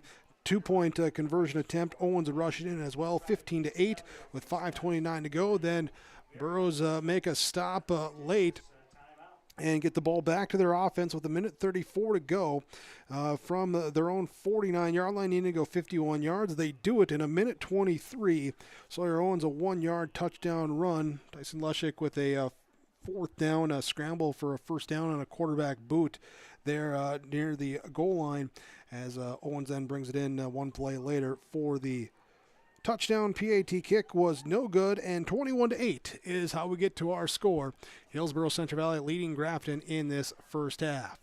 We'll come back after this next break. We'll look at our first half numbers, look around the region, around the state as well, too, this opening weekend of 11A football for North Dakota here on YourLiveEvent.com. Ready to make a true impact on the farm? Introducing the HDSR series of staggered rippers from Delelman Industries. At the heart of the machine is the HDSR's staggered two-row setup, which allows for better trash flow and lower draft than an inline ripper. Featuring a shorter implement contour length, easier transport, and better compaction shattering ability than the competitors. The HDSR series from Delelman Industries is engineered tough. Visit our website for more information. Stay up to date all year long with your live event from our social platforms with X, Facebook, and YouTube. From the latest coaches show to watch game broadcasts back on demand from earlier in the season. Search your live event on YouTube and hit subscribe. Outside the three-point arc. Pick and pop here with Spaeth into the left side corner. Three, good. For the complete and most up-to-date schedule throughout the year, head to our website at yourliveevent.com. Hillsboro Dairy, with delivery of fresh dairy products and more to your home door. I've had Hillsboro Dairy delivering cold, fresh dairy products and other items to my door for years. 3 main reasons why. It's the convenience, the products are fresh, and the delivery service from the Udder Guy. Nobody does it like the Udder Guy. Every week, we get the CT. Please call him at 701-436-5877. Delivery right to your door from Hillsboro Dairy. At Dakota Heritage Bank, we know your schedules can get hectic. You don't always have time to get to the bank during regular banking hours. We make it easy for you with mobile banking, online banking, and bill pay services that we offer for free. This is Michelle with Dakota Heritage Bank, inviting you to do your banking with us anytime, anywhere. Just go to dhb.bank or download the mobile app for convenient on-the-go banking, serving you with locations across North Dakota and northwestern Minnesota. Dakota Heritage Bank, member FDIC, equal housing lender. Halstead Telephone Company delivers fast broadband internet, telephone, and cable TV to residents in this region, including Halstead, Shelley, Neilsville, Climax, Fisher, Bigland, Gentilly in Minnesota, and Hillsboro, Caledonia, Gardner, and Argosville, North Dakota. Serving the area residents since 1904, Halstead Telephone continues to create a bright future for this region using 100% fiber optic technology. Service plans offer flexibility and choices, and there's local support personnel ready to help. Contact Halstead Telephone Company today. Halftime score, Hillsboro Central Valley leads Grafton 21-8. Let's quickly look around the region. Some of the other scores as well, too. Park River area leading Sargent County. Sargent County, one of the teams bumping up here to 11A. 32-6 at halftime. Park River area with that lead. Game that both teams should be paying attention to. Thompson leading Mayport CG 30-0. With 10 minutes left in the third quarter. Next week, Burrows travel to Thompson, and the Spoilers host Mayport CG next week. It is, Velva, Garrison, Drake Animus, ranked number 1 preseason, 8-0, 4 minutes left in the third, leading Valley City. And EEK, Ellendale Edgeley Calm, 14-6 over Harvey Wells County at the first half. Langdon area Edmore Munich leads 28-0 over Oaks right before halftime. And let's see, Rugby leads Stanley 22-8 at half, and Lax Burlington over Turtle Mountain at the start of the third quarter 24-8. That's some of your scores from around the region, around the state. Defeated Lisbon. That game is final. They had an early kickoff here today. 28-6 Botno with the victory over Lisbon earlier today. As we'll look at our first half stats, talk with some coaches. When we come back, this is your halftime report from Farmers Union Insurance, the Ryan Opdahl agency in Hillsboro. Whew, sorry I'm late. I had to walk again. Where's your car? Whew, the auto shop said it would take a few months to fix. You should have taken it to Abra. Abra Auto Body can fix your car faster than the other body shops. After your claim is filed, Abra handles the rest with the insurance companies and adjuster. Lonnie and his team will take good care of you. Visit us on 32nd Avenue South or schedule your appointment at abraauto.com. Abra Auto Body, right the first time, on time. Abra Auto Body, Grand Forks. This is Chris from Agassy Precision Ag, your local precision planting dealer. How did your planting season go this year? Are you looking to make improvements for next year instead of breaking the bank on a whole new planter? Get the best price of the year on upgrades for your planter from Agassy Precision Ag this summer. Get $50 back per roll per product for some of our best-selling solutions. Make the precision decision for your planter this summer. Give us a call at 701-636-2119 or visit planterdoc.com for more information. Back here, halftime, Hillsboro Central Valley leading Grafton 21-8. Let's have our halftime coaches conversation here, brought to you by Dakota Heritage Bank, as we have head coach Donovan McMillan down on the field with Brady Siebels. Yeah, Coach McMillan here in the first half, able to get some yardage going, but just some mistakes have really cost you. Yeah, we're pleased with our first quarter there. You know, we had a nice drive. We had a couple opportunities on defense with maybe, the ball was loose a couple times there. And then we almost had a pick there, that first drive, I think it was. Made a stop, had to force them to punt a couple times. Definitely, we had the one drive where we ended up 3rd and 35 or something like that. So, a couple penalties and silly mistakes that, they got some points on the board there near the end of the half. And we're not doing too bad. We just got to clear up some things there, and we just got to find some momentum on the offensive end again. Defensively, what are maybe some adjustments to make against that passing game for the Burrows? Yeah, we noticed, they went away from the middle of the field there on their routes and rolling out their quarterback a little bit. And, they got a couple of athletic kids that they can get outside and, beat our up front guys out there, and that gives them some time to kind of look over the field and make some passes down the field. So we're just getting caught inside in the hashes a little bit there, or inside the hash marks a little bit. So we're just going to make sure we got better flow and be more aggressive on those shorter out routes and not get so much separation between us and the receivers. Coach, thanks for the time. Thanks. Yep, you bet. Head coach Donovan McMillan, our coaches' interviews from Dakota Heritage Bank, sharing our heritage, sharing our future, dhb.bank. First half stats, we run through them quickly for the Grafton Spoilers. Here it was Brendan Perez, 4 carries, 3 yards. True Moberg, 6 carries, 14 yards. Brody Limon, 3 carries, 20 yards. There was 3 team carries with 2 sacks and a kneel down for a total of negative 11 yards. 16 carries, 26 yards on the ground. Limon was 4 of 11 passing, 76 yards and a touchdown through the air. 3 catches, 76 yards for Reggie Rice and a touchdown.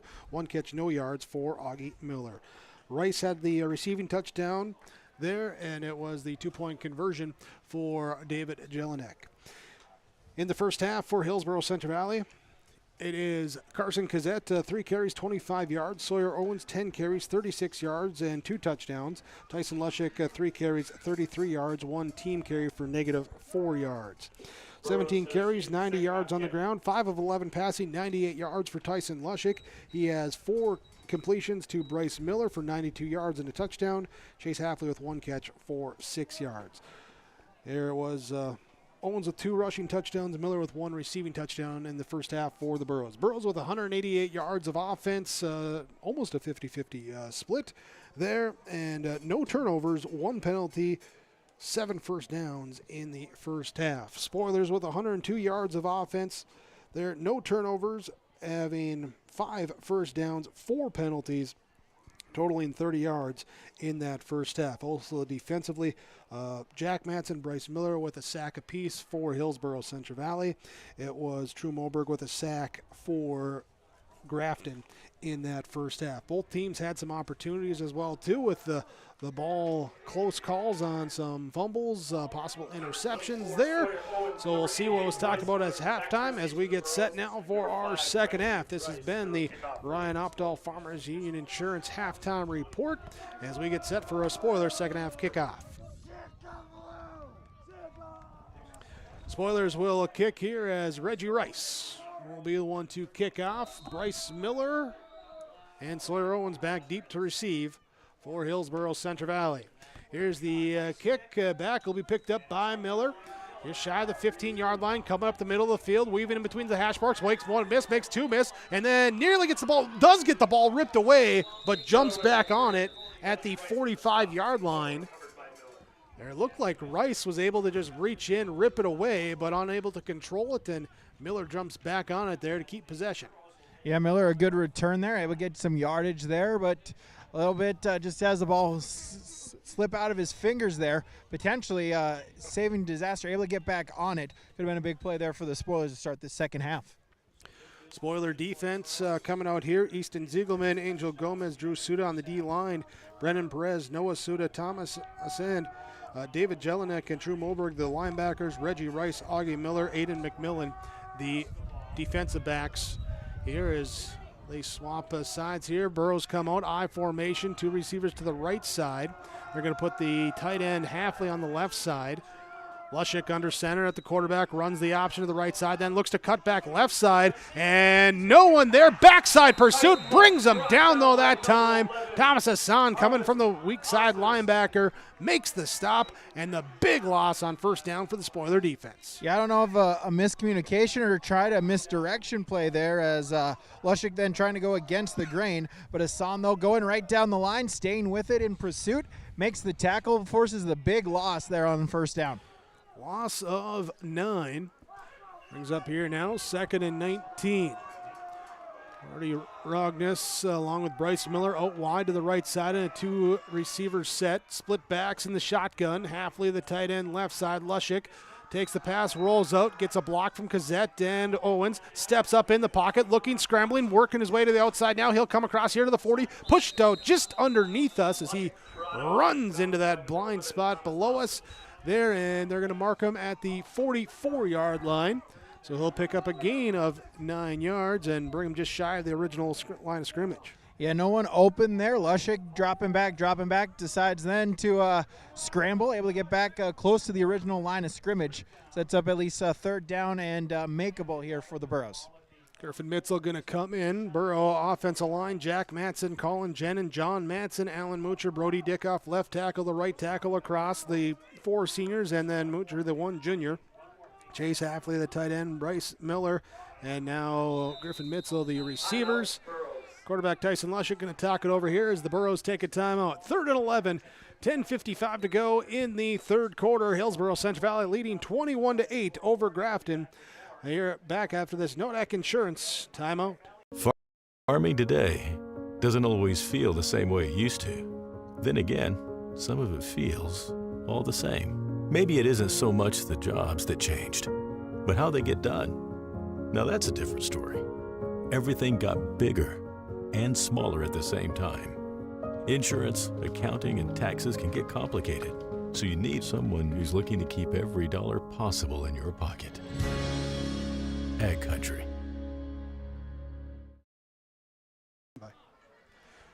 21-8, Hillsboro Central Valley taking the timeout. Your timeouts again brought to you by Nodak Insurance in Hillsboro and Mayville. Your Trail County agents with answers. Talk to Brad Richter, Nick Preston. Call 701-636-5285.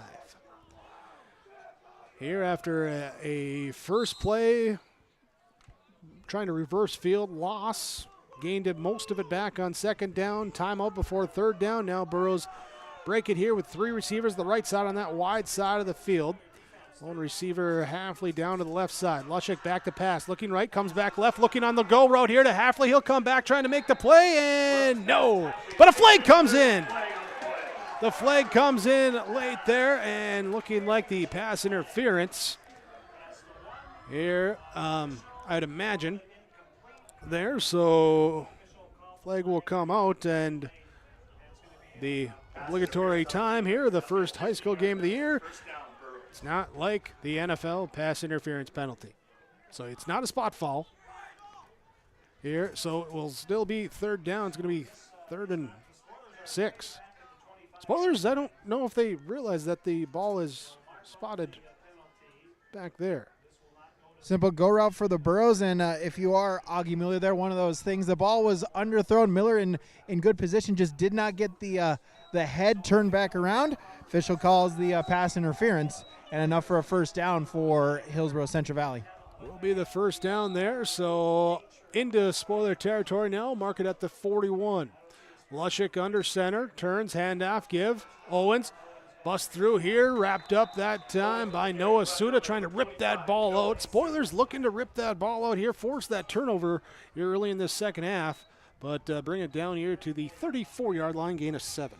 Yeah, ball security kind of been an issue for both teams there, but Owens gets those 2 hands on the football, able to make some space, get skinny, get small, and pick up 7 yards on first down. Here they'll send out Rognus wide to the left side, Miller wide right side, Kazette fullback, Owens halfback, tight end Hafley on the right side. Fullback goes left, halfback goes right. On the misdirection, they give it inside. Should have enough for a first down. It's down to the 30-yard line, 4 yards in the take for Sawyer Owens. Yeah, a simple counter play, fake left, then go to the right. Offensive line does their job, gets the push up front, able to move the chains for the Burrows. Of course, Owens, state champ on the wrestling mat. Last year got hurt in week number 2, very early in that week 2 game. Missed a large majority of the year. Did have a long touchdown run against the Spoilers in week 1 last year, if I'm remembering that game correctly. I think it was like a 24-yarder. Here in a split receiver set, they'll go wide receiver screen out to the right side. Give it to Mitzel with a little room to run. He'll break 1 tackle, and then he's forced out down and along the far sideline, be a gain of 8 for Griffin Mitzel. Yeah, just trying to get Mitzel out in space, see if he can get a block. We'll see where they mark it, but positive yardage, and sets up second down. And just a nice in-rhythm throw as well, too, for Lushik after going 5 of 11 in the first half. Give him something to go on. As last year he was just under 50% there. 40 of 88 on the season. 6 touchdowns, 3 picks last season. He'll be under center. Turn, give, fullback give for Cassette. He'll rumble forward, get the first down and more inside the 20, down to the 18-yard line, gain of 6. Yeah, fake that counter once again. This time they give it to the fullback, and Mitzel just finding his blocks, able to get some yardage there. Rognes out, Mitzel in for the Burrow offense. Here again, they started the ball here to begin the quarter, so 3 minutes gone on this drive. That big pass interference penalty, hoping to extend it. Trips receivers, Mitzel, Miller, Owens, outside to inside on the left side of the formation. Lushik takes a snap, pitch play over to Cassette. Looks to turn the corner, now cut back inside, weave his way outside, inside, just kind of weaving along the hash marks, and he's down here to the 6-yard line. To the 6-yard line will be a gain of 12. Yeah, give it to Cassette in space, then put the foot in the ground, cut up inside, then make another couple man miss. Sets up 1st and goal for the Burrows. Oh, Burrows looking to do the double dip. They got the touchdown right before the end of the first half. Got in with Owens with 11 seconds to go. Now they're looking to cap off this third quarter first drive. Pistol formation, trips rights, Cassette behind Lushik. He'll give off here to Cassette, jump cut in the backfield, but jumps right into the arms that time. Defensive penetration pressure up the middle, and Drew Suda says not this time. Yeah, the spoilers brought everyone there expecting the run, guessed correctly there, able to get the tackle in the backfield for a loss. Substitution here as Hunter Kleckner comes in. Kleckner, a fullback here coming in for Cassette, gives him a little bit of a breather. Lushik will be in the pistol set. Halfley receiver left side, split out. Trips receivers right side. Here's Lushik will turn, looking to that right side, rolling out, looking, throwing back, flag and back there in the backfield. Incomplete pass. Looking for Halfley running across the back line of the end zone. And it's going to be a penalty on the Burrows. They're going to move them back. Unless the Spoilers want to take the loss down. We'll see. And they're looking over and getting the signal, and it looks like they will be. Looks like they will mark it. No? Communicating. Yeah, they'll take the penalty. I'm seeing 2 fingers. I'm seeing 3 fingers. They're going to say, okay, they are going to move it back. They are going to move it back, take the yardage. Here will remain second down. On the rollout there, just one of the offensive linemen just get a little handsy, sometimes a little difficult. Where the quarterback going out, especially to the rollout on the far side. Got dinged for the penalty, backs them up 10 yards. So the Burrow's going to swap here. Rognes out wide right, Mitzel wide left. Cassette, Owens, I formation in the backfield.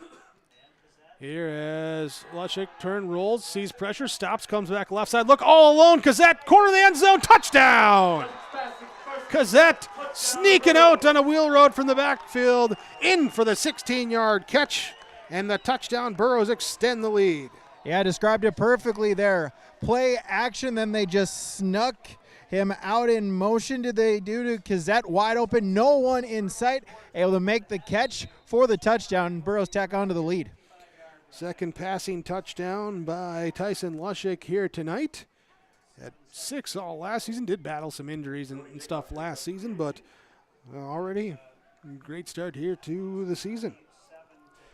Brody Dickoff on for the PAT kick. Snap, hold, kick. Ooh, nearly blocked there, but it's in good. 2 of 3 on PATs for Brody Dickoff, and Hillsboro Central Valley now leads 28-8 here in the third quarter, 7:17 to go on yourliveevent.com. Treat yourself to a great career at American Crystal Sugar Company. Team up with quality people making quality products. Full-time and year-round in a stable business. With great pay and benefits including time off available from day one. American Crystal Sugar Company invests in you to promote your continued growth and career advancement. Grow your career, doing your best work within the world's best beet sugar company. Apply online today at AmericanCrystalCareers.com. No job too big, no call too small. Bears Home Solutions handles it all. need a bear in there, oh yeah. Keeping homes just right with expert care. Let our stars guide you when repairs scare. You need a bear in there. Check out bearshomesolutions.com. Hillsboro Central Valley will score. It is 28-8. There, had to double check math there even after the score there, but 28-8 is the score. Brody Dickoff will be on to kickoff. We have a vehicle with their lights on. We're 21, right? Yep. 21 plus 7. 28. Yep. Yep. Here's the Dickoff kick. And it's picked up by Aiden McMillan, left side. Has some room along the sideline, gets up to the 40-yard line, and will be pushed out shortly after that at about the 43. Good explosive return that time from the sophomore. Yeah, exactly what you need there. See if you can maybe do something, get a good return. See if you can try to get something on this offensive possession here. Still plenty of time for the Spoilers to try to chip away at this deficit. Spoiler offense coming out. McMillan looks like he'll be wide out right side. Rice wide left side. Offensive line of Drew Suda, Angel Gomez, Jack Burke, Andrew Flanders, Easton Ziegelman. Reggie Rice, Aiden McMillan, the receivers. David Jelinek, the tight end. Drew Moberg, Brennan Perez as the running backs. Brody Lillimon, the quarterback. And they're going to huddle up here before this first one. They're going to send out Jelinek wide to the right. McMillan slot right. Out to the left side with Perez in the backfield. They'll send Moberg and Rice. Lillimon, low snap, picks it up though. Now rolling out, looking here, and miscommunication there as receiver Jelinek was about to break to some space on the inside, and Lillimon thought he was going to keep going outside, and so it's just going to be an incomplete pass. Brings up 2nd and 10. Yeah, a bit of a broken play there. Again, first game. Miscues there, a low snap kind of set it all off, then miscommunication between the receiver and the quarterback, ends up an incomplete pass and 2nd down. And after the third quarter drive to start by the Burrows, almost 5 minutes there, the halftime and the drive at the end of the half. Been a while since the Spoiler offense on the field, so they'll come out now. Receiver right side is McMillan. Split backs in the backfield behind Lillimon. They'll turn, they'll hand off on the misdirection. The lacrosse buck play. Give it off to Moberg. He'll get across the 35 to the 36-yard line for a 1-yard carry. Yeah, you mentioned the crossbuck there. Good job, though, by the Burrows, keeping their eyes on the football. Able to find where it was and get the tackle for minimal gain. Burrow defensive, Jack Manson, Bryce Miller at the defensive ends, Colin Jen and Brody Dickoff at the defensive tackles. And here Miller actually coming out. Who'd they slide in on that far side there, Brady? Looks like, is that Alan Moocher on that far right side defensive end? I believe it is. Here, 3rd and 8. Spoilers under center, split backs in the backfield, wing back right side, and running into each other in the backfield. Lillimon going to try and escape. He's going to come off. Pressure comes. He'll be dumped off down to Jelinek. He'll try and make one-man miss. He'll have the first down. Defensive back saw Lillimon rolling and went after him, trying to cause the pressure, and that left Jelinek open there for the first down, gain of 10. Able to find some space, able to get the first down, move the chains as 60 Brody Breidenbach down the defensive line on that far side. Okay, 6-0. There we go. There also seeing John Matson, Chase Affley, Griffin Mitzel in the linebacking core, and Easton Beach in as well. Going with 4 linebackers now against this spoiler front. Ball is on the ground. Mishandled off the snap. And Lillimon is able to jump on it, but back to the 40-yard line. Going to be a loss of 7 on that fumble. Yeah, miscommunication there as Lillimon then able to get on it. Took a shot right as he was trying to recover the football. Talking with Coach McMillan, he said turnovers, ball security, definitely something they want to shore up this year. Last year had 12 picks, 9 fumbles on offense there. And as you see there, once you get a first down, now you're pushed back and it's 2nd and 16. So I'm wondering here if what they're. Okay, officials just restarting the play clock. I was unsure what they were doing in that hull they're talking about. But they will restart the play clock. 5 minutes to go on the game clock in this third quarter. As they send Jelinek in motion, they'll hand off Perez inside. John Matson wraps him up as he crosses the line of scrimmage up to the 43-yard line, gain of 2. Yeah, Matson, good job, though, able to get the wrap. Ball did come out, but officials say on the ground he was down before potential fumble, so brings up third down. Looking at this spoiler offense, too, lost a lot of big pieces that did a lot of heavy lifting for him. Coach McMillan kind enough to share some stats from last year. And on the offense, they graduated 73% of the rush attempts, over 90% of their total rushing yards, and 90% of their rushing touchdowns.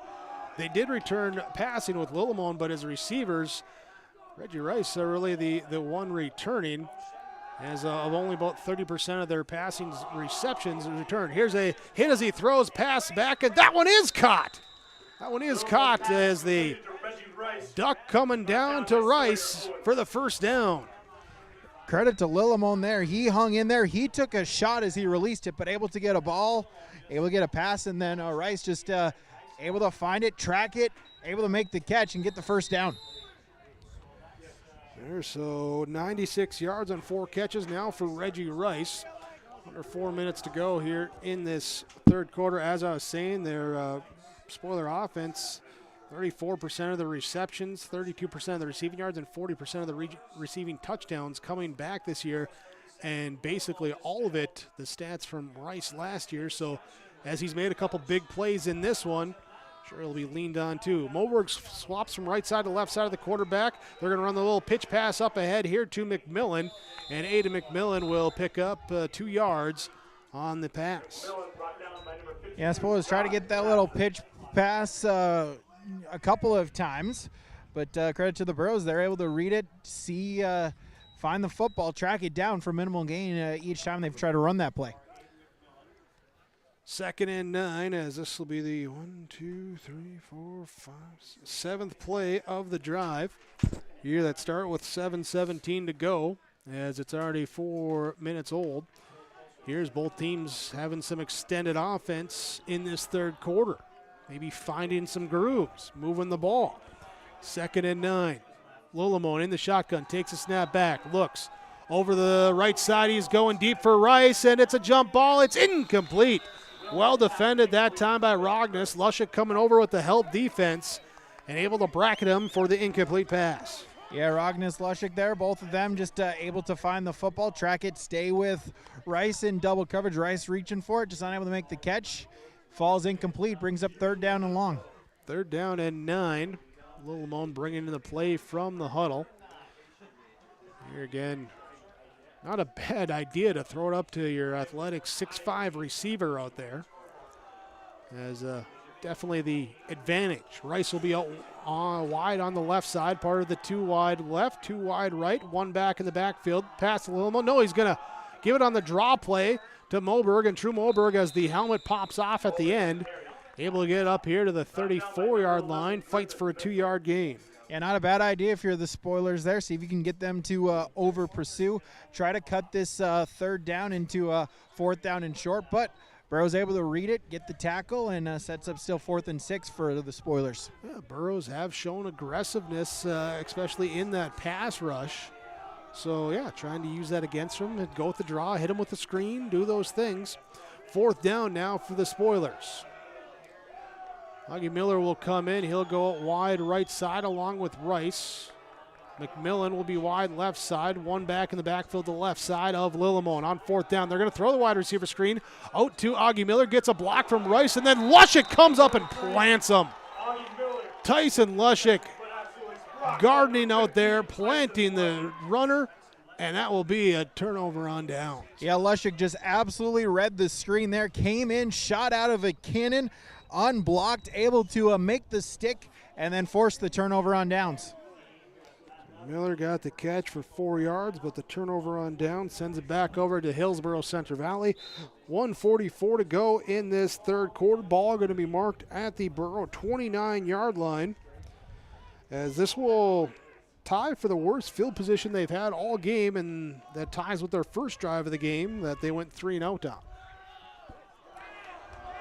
Receiver left side is Halfley out wide left. They're going to go wing back and receiver out to the right side. One back in a pistol set. Run the option. Lushik will pitch it back here. Well defended, but Cassette pulls the magic act, gets out of trouble, and finds his way ahead for an 8-yard gain. Yeah, if you're the Spoilers, got to be frustrated there. You read it perfectly. You had 3 guys on 2 people. Lushik had to make the pitch. You had 2 guys trying to make the tackle, but is that just able to avoid the defenders and get some positive yardage? Back up to the line of scrimmage, I formation, receivers each way. They're going to hand off fullback, give that time as Cassette rumbling forward for the first down as he gets it up to the 49-yard line. A gain of 11 on the dive and move the chains. Yeah, it looked like a triple option there. Lushik reading it, saw that the offensive line able to get the push, give it to the first man and the fullback, let him go, and able to move the chains for the Burrows. Here, so again, moving with pace here in this third quarter possession. 60 seconds left in the quarter, leading 28-8. Tyson Lushik will get under center, take a little bit of time now. Now I formation, turn handoff, second man. Sawyer Owens patiently waiting, hand on the back, push forward, say you go here, try and move me some space, and he'll get up to midfield for a gain of 2. Yeah, we get some positive yardage. We'll see Hillsboro Central Valley. Maybe if they try to slow it down a bit, see if they can use some clock here in the latter stages of the third quarter, heading into the fourth quarter. Burrow rushing attack. Had the 2 runs early, the Cassette 27-yarder, the Lushik 24-yarder that were the big ones. Outside of that, a lot of 3, 4, 5 here, just kind of finding little bits of space there as we get a timeout. Trainer's going to come out here, so we will take the timeout on the field here for the water break for the 2 teams. So 21 seconds left, third quarter. Hillsboro Central Valley leading 28-8. Your Tim Cassette Seed Sales scoreboard. And I don't know if they're going to take an official break now. I think they're just sending the trainers over to the other side. There, yeah, they got the player off. They're over on the bench, so they will not take the timeout. So we will continue on, but still 21 seconds left here in this third quarter. Second down and 8 for Hillsboro Central Valley. As didn't see who came off for the Spoilers. Do see Jack Burke coming in on that defensive line. Also Soren Olsen. There's a linebacker sneaking up to the line of scrimmage. Back to pass. Lushik looking, hit as he throws. He's got a man, but it's picked off! Picked off by McMillan. Aiden McMillan with blockers in front of him. He'll work his way to the right side and across the 50 to the 45 to the 44. The interception returned into Burrow territory and a momentum play for Grafton. Yeah, big momentum play there. McMillan playing in the defensive back, just reading it. Eyes on the quarterback, able to find it, track the football, get the big interception for the Spoilers. Credit the pressure as well, too. Hit as he was throwing it and floated up there as Lushik was looking for deep down the left side, but McMillan with the pick. Here as he gets his first. Spoilers with just 3 picks all of last year, and they grab one here in the opener. Officials and coaching staff chatting together as Delelman will bring in the play for Grafton.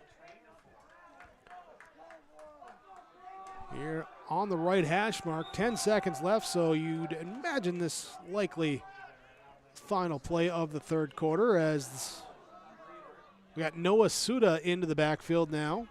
Suda along with Brandon Perez. Here, so will be a pitch play to Suda as he gets a little crack block, works his way, scampers up across the 40 down to the 36-yard line. Going to be a 7-yard gain for Noah Suda. Brought down by number 52, John. And that will be the end of the third quarter. 28-8 on your Golden Harvest Tim Cassette Seed Sales scoreboard. Hillsboro Central Valley extend their lead in the third quarter. Grafton driving with the ball when we come back on yourliveevent.com. The Hillsboro and Central Valley schools are glad to have students and staff back in the classroom and in activities. If you have questions in regards to the activity schedule for either school, the Burrows want you to visit hillsborok12.com or centralvalleynd.com and click on the HCV Athletics tab. The schedules and calendars are posted each day, too. The school websites for Hillsboro and Central Valley are valuable resources for the community. Visit them often for updated information, daily announcements, and contact information. It's all on the school websites for Hillsboro and Central Valley school districts. There's a new inventory of trailers at Bloomfield Enterprises of Hillsboro. You can see the latest inventory online at bloomfieldtrailers.com. Bloomfield Enterprises has a full line of Big Tex trailers. Big Tex has affordable and versatile utility trailers for all your jobs. Big Tex has a full line of products from ATV trailers to gooseneck to dump trailers and more. Call Larry at 218-368-7989 or Tim at 701-430-0877. Bloomfield Enterprises in Hillsboro. All our fourth quarter of 2025. Hillsboro Central Valley with the 3-score lead, leading 28-8. Driving down their first drive of the third quarter, scoring.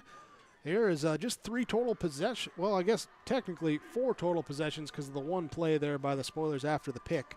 There's a quickly played third quarter. Both teams moving the ball, but the possession by Grafton, they're stopped by the Burrow defense earlier.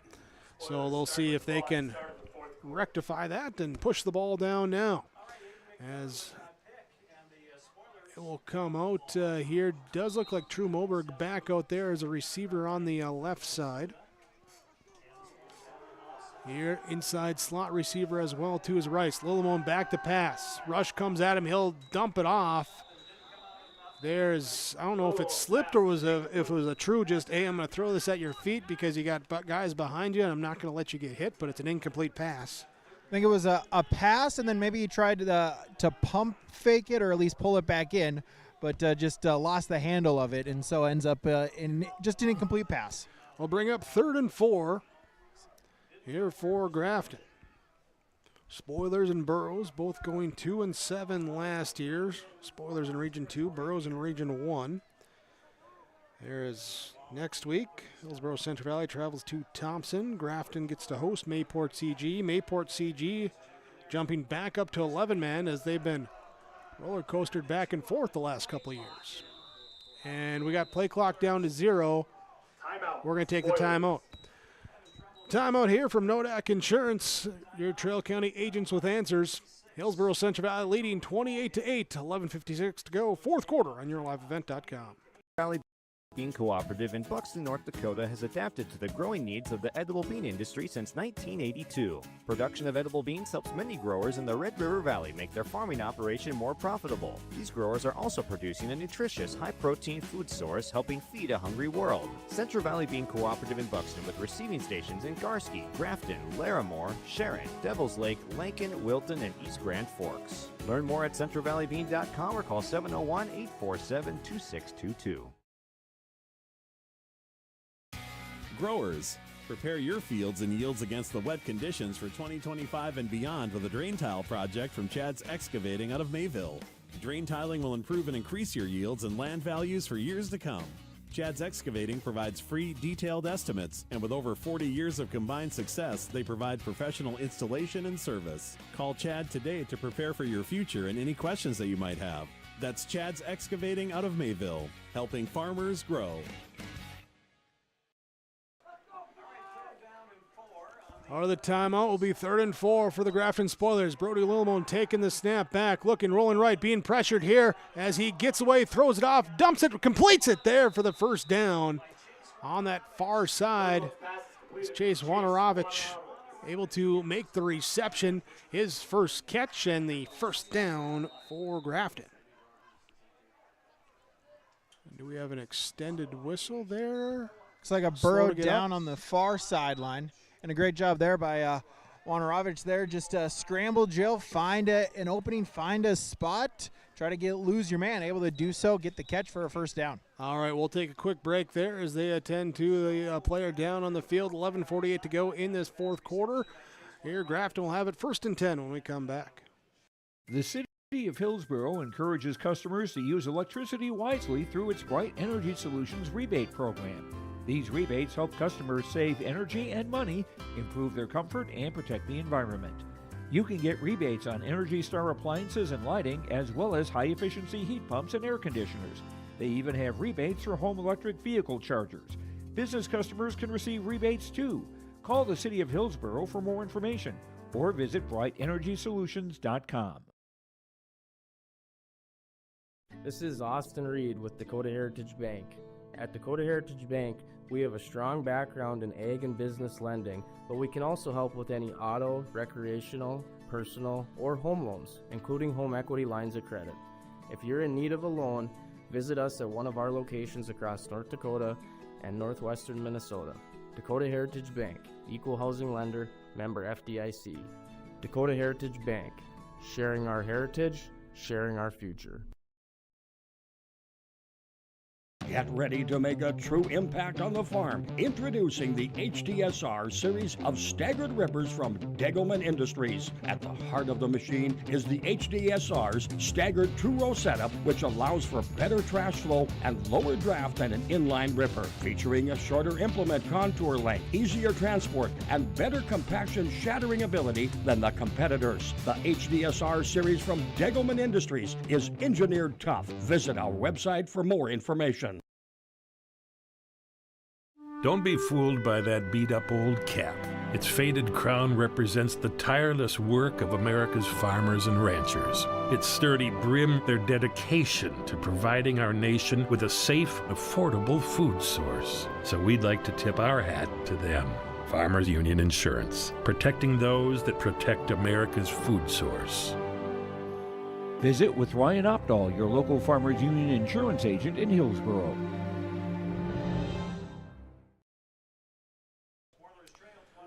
Fourth quarter here in Central Valley. Randy Vegan Field, the season opener for Hillsboro Central Valley. Their home opener as well, too, hosting the Grafton Spoilers.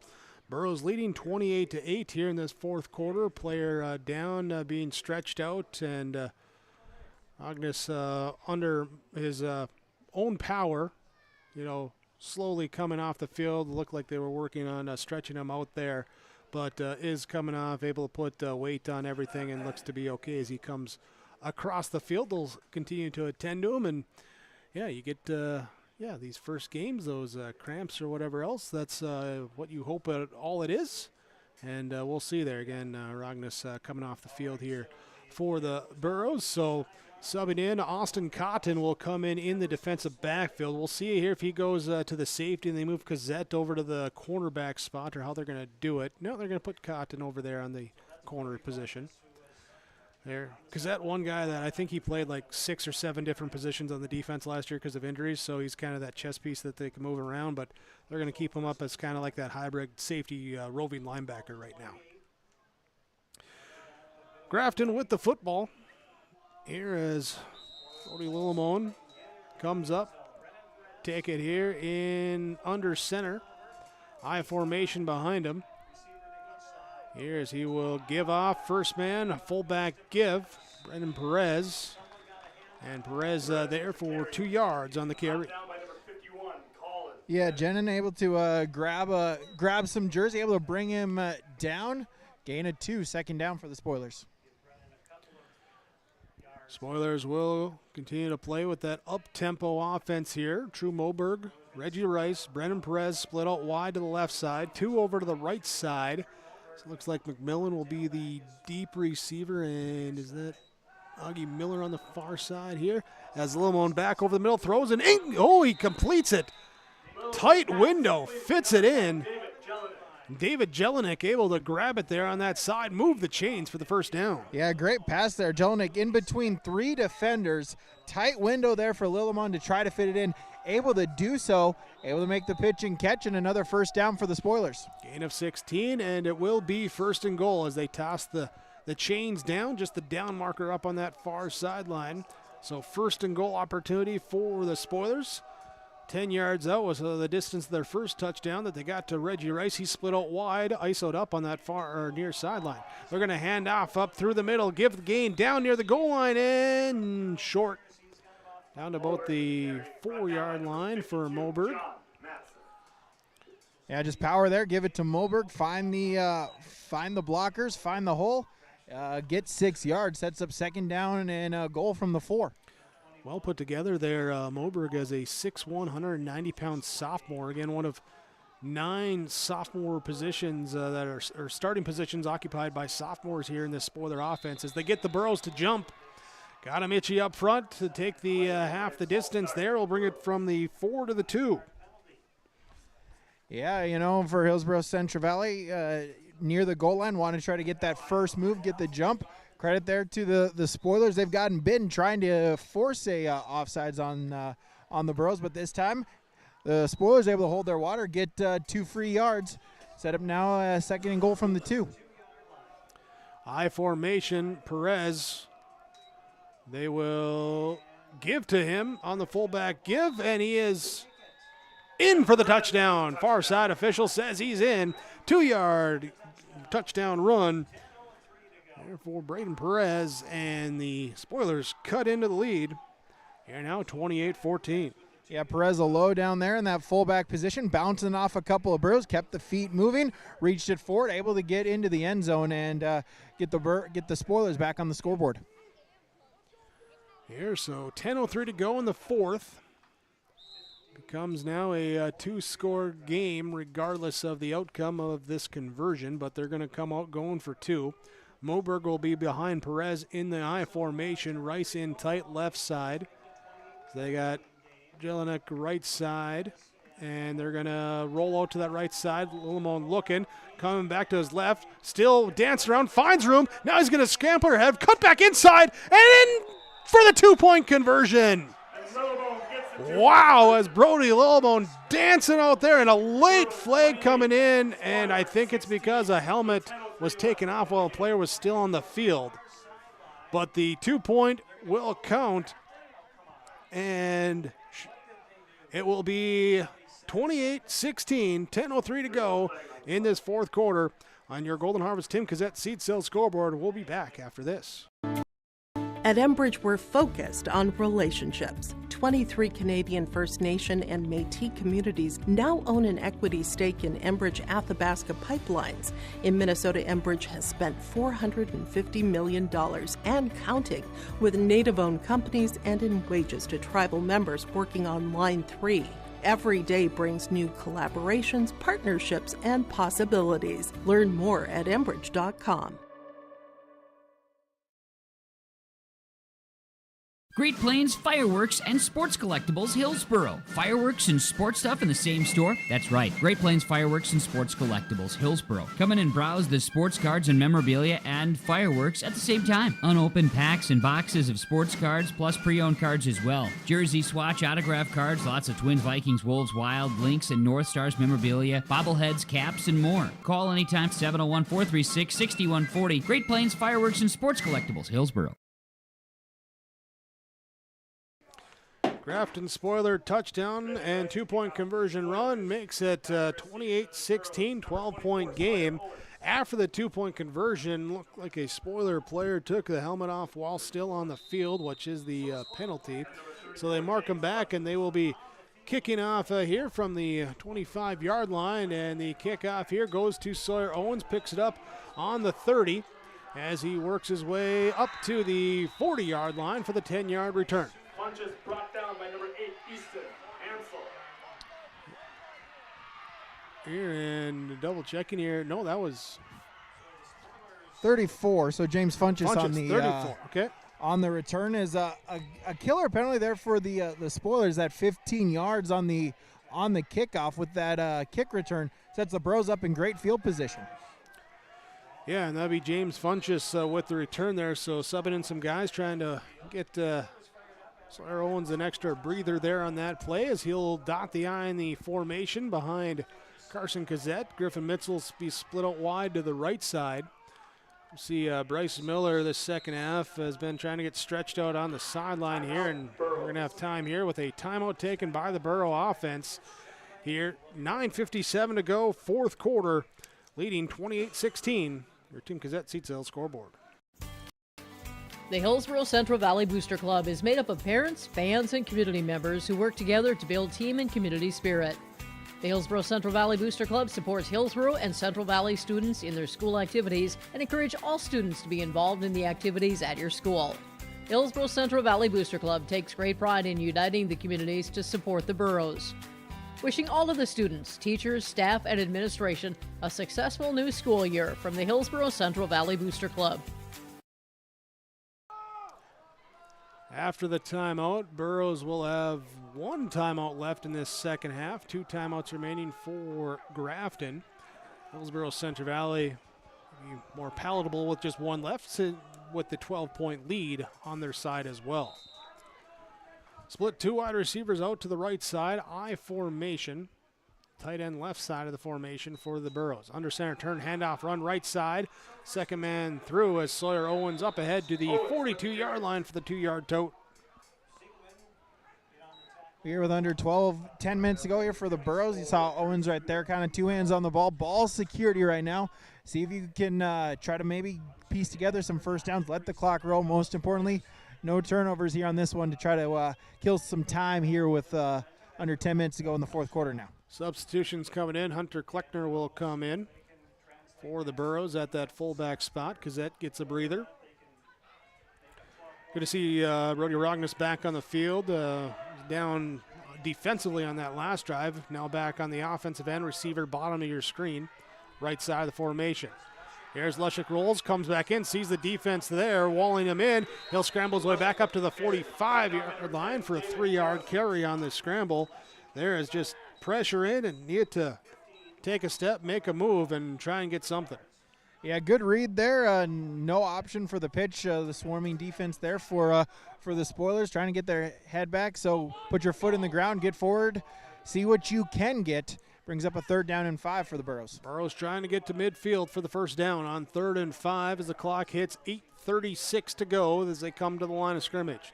Trips receivers left side, one right side, running back in the backfield with Lushik. He'll roll those left on the snap, take it, throw it in the flat. It's off the hands and incomplete. Trying to get it off to Miller, but incomplete there. And brings up 4th down for Hillsboro Central Valley. Right idea there, just unable, off timing there between quarterback and receiver. Falls incomplete as the Spoilers get the stop here on defenses. We'll see what Hillsboro does towards midfield. Looks like they're bringing out the punt crew. Here, near midfield, 2-score lead, just under 8.5 to go. They will punt it away. As Brody Dickoff in the punt formation. Snap back, good snap. Punt is off. Here in a high punt will be fielded by the Spoilers and brought down. McMillan, nowhere to go. Brought down right there at the 21-yard line. Chase Halfley making the play. Yeah, great job there by Chase Halfley on punt coverage there. 1-on-1, did not make the man miss. Able to grab onto the jersey, bring him down for a minimal punt return. Here, so will be the possession starting at the 22-yard line officially. 8:19 to go in this fourth quarter. Spoilers coming up to the line of scrimmage. Delelman, the quarterback there, is checking. Take a look at that offensive line for me if you could, Brady, and just see. I think we might have a sub on there if I saw that right. Here's a pass, and it will be, they say it bounced, or are they going to call it good? I think Wanarovich caught it. Yeah, he did. Yep, he caught it there to move it ahead. Wanarovich picks up the play.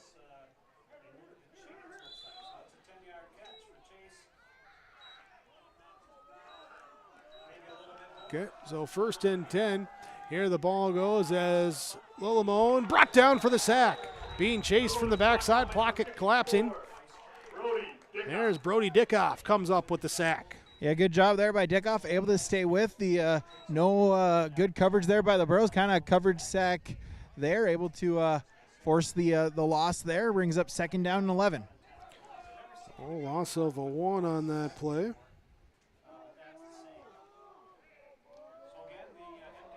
As we get things set there. Here now, Lillimon looking to throw, rolling out. He's got some time, throws back across the body in the middle of the field for Perez, an incomplete pass. Going wide there, stops the clock, 7:27 to go. Here in the fourth quarter, Brody Dickoff comes out as Colin Jen comes in that defensive line rotation. Offensive line unchanged for the Spoilers. Okay. There with that offensive line then, Drew Suda, Angel Gomez, Jack Burke, Andrew Flanders, and Easton Ziegelman, left side to right side. They've given Lillimon some good time here to pass tonight as he's back to pass again. Steps up in the pocket, looks to run. He's going to try and work his way to the outside as Chase Halfley wraps him up past the line of scrimmage. And it's going to be a gain of 4 before Halfley brings him down. Yeah, down in distance there. Halfley reading it, able to come up there, get the tackle, as now it sets up 4th down here for the Spoilers. Earlier in the game, Halfley had the coverage on the outside when Lillimon was rolling out, and he kind of came up with the pressure. Lillimon able to dump it off to the receiver over the top there. This time, Halfley waiting a little bit more, a little half second that time, let him come to him there and not give up the receiver behind him. As we get a 4th down and 7. Spread formation, 3 to the right, 2 to the left. Middle of the field, and we get a timeout. Timeout called by the Spoilers, their second of the second half. 6:34 to go in the fourth quarter. Hillsboro Central Valley leading 28-16. Your Golden Harvest Tim Cassette Seed Sales Scoreboard back after this timeout.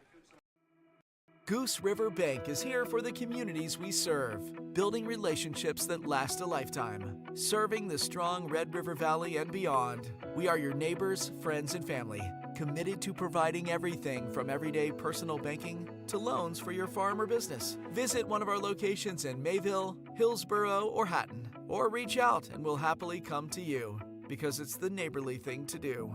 Goose River Bank, strong communities. Randy Vegan Field, season opener, high school football. Glad to be here with you tonight. Also, glad to bring you throughout the season the Hillsboro Central Valley Booster Club. There with the home games and, of course, the fanfare and everything else that goes into putting on for all the Borough athletics activities and everything else. Information on joining the Booster Club, visit with them. And here they're proud to support the Burrows. 6:34 to go, fourth quarter, 4th down for Grafton. They're going to come out. Cody Lillimon in the backfield, shotgun set. Here with Brendan Perez next to him, and the ball just goes wide on the snap. He picks it up. Lillimon just chucks it down the field. It's tipped, and it's incomplete. Incomplete, interception. Either way, it's going to be Burrow ball. Where they are going to call it a pick. They are going to call it a pick back at the 45-yard line. Yeah, Lillimon not ready for the snap there, out of his reach, as then a broken play, just trying to do something out of it. Ball flutters around, pops around, and eventually finds a Burrow. And the Burrow coaches there saying, no, incomplete. But one of those situations there, when the ball's there, instincts just kind of take over. Coaching staff wants the extra 20 yards of field position. Players want the pick. It looked like, who came down with it? Did you see in that pile who officially got it? I did not. I know there's a couple Burrows there. Just who got that one? No? Okay. All right. I formation here for the Burrows. 6:24 to go. They'll turn, handoff, second man through. Sawyer Owens. He lowers the shoulder and rumbles ahead here down to the 45-yard line. Gain of 11 and a first down on that run. Good hard running that time. Yeah, Sawyer Owens just putting the head down there, following the blocks, lowering his shoulder, getting the first down. Again, 2 hands on the football. Don't want to fumble it, don't want to give a turnover, and it moves the change for your HCV. Here is the Burrows. Now you try and get that nice, comfortable pace where we're going to get the play in, we're going to get the play off, we're going to get yardage, we're going to keep the chains moving, and we're going to use some clock. That's what they're looking for here, is they'll check that clock in the back of the end zone down to 6-5 as Lusha gets under center. takes, turns, hands off. Owens trying to find room. He'll dance to the left side, pick up 3 yards. Trying to follow that left side of his line. Jack Matson, Colin Jenin. John Matson at the pivot spot. Alan Moocher right guard, and Brody Dick off the right tackle. Yeah, offensive line able to kind of been playing good so far, able to create some holes there. Just now, if you're HCV, again, use up that clock, get positive yardage here. Try to see if you can piece together a couple more first downs. You know, one of those things that was talked about by coaches was strengths of the team. Coach McMillan saying, yeah, our defensive front, our defensive line can be pretty stout. Burrows think their offensive line can be pretty stout with the 4 seniors and Moocher as a junior who played last year as well, too, some heavy minutes. Here's the give again. This time will be a gain of 2, sets up a 3rd and 6. Yeah, Suda flying in there, a couple other ones able to then get the stop there, sets up 3rd down for the Spoilers. See if they can piece together, give the offense another shot here. Here again, both teams with 1 timeout left in this 4th quarter. Rognes out to the left side, Mitchell to the right side. Shotgun split backs either way of Lushik in the formation. 4 on the the play clock as the snap comes back, rolling to the right side, being pressured, still holding on to it. Now he'll chuck it down, and has Mitchell downfield, but the throw sailing out of bounds. Lushik got shoved there as he let the play go. And incomplete pass. Here brings up 4th down now for Hillsboro Central Valley. 4:12 to go, and now whistles for something. But what? I don't know. Got a player for the Burrows down here at the 10. Okay, so we'll see here. It's Griffin Mitchell as he was attempting there, diving on that near side, trying to make the catch. Looks like he might be cramping up as well. So we'll take a quick break here as they attend their 28-16, the score, 4:12 to go, 4th quarter. Back after this on yourliveevent.com. I was visiting with Ben at the Hillsboro Body Shop, and we discussed, well, a lot of things. And then we were discussing, when do you think about the body shop?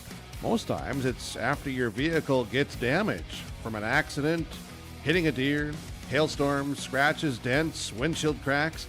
Ben says, beep. I say, when you need the repairs to your vehicle as you're thinking of the Hillsboro Body Shop, call Ben. 701-636-4981. Hillsboro Campground and Laundry is conveniently located right off I-29 exit 104, offering spacious pull-through sites large enough to accommodate Class A rigs with tow cars. Laundry services open 24/7, serving both our campground guests and local community. And for extra flexibility, furnished rentals are available up to 3 bedrooms, perfect for overflow guests or housing your harvest crew. Whether you're here for a night or a season, Hillsboro Campground has you covered.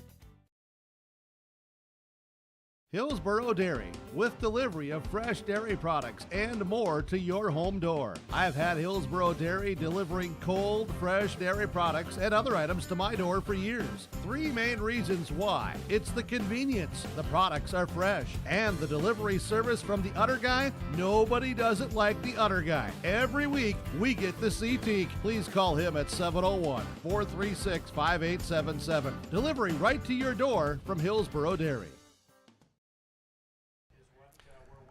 Out of the break here as we attend to a player down on the field being attended to by the trainers. We'll take a moment here to look at scores from around the state here in North Dakota 11A football tonight.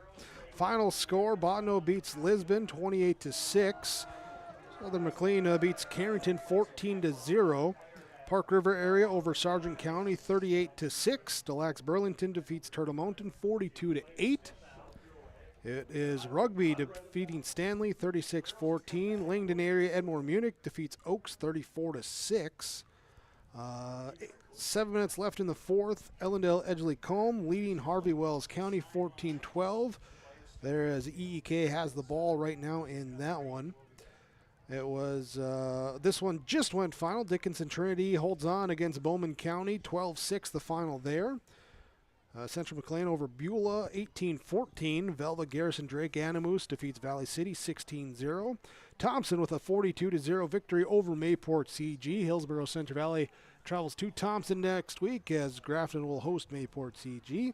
And a final from Belfield as Kildare defeats Heart River, 34-8. As we take that look around and we look over, still attending there to the player down for the Burrows. So we'll take another break. We'll be back here shortly.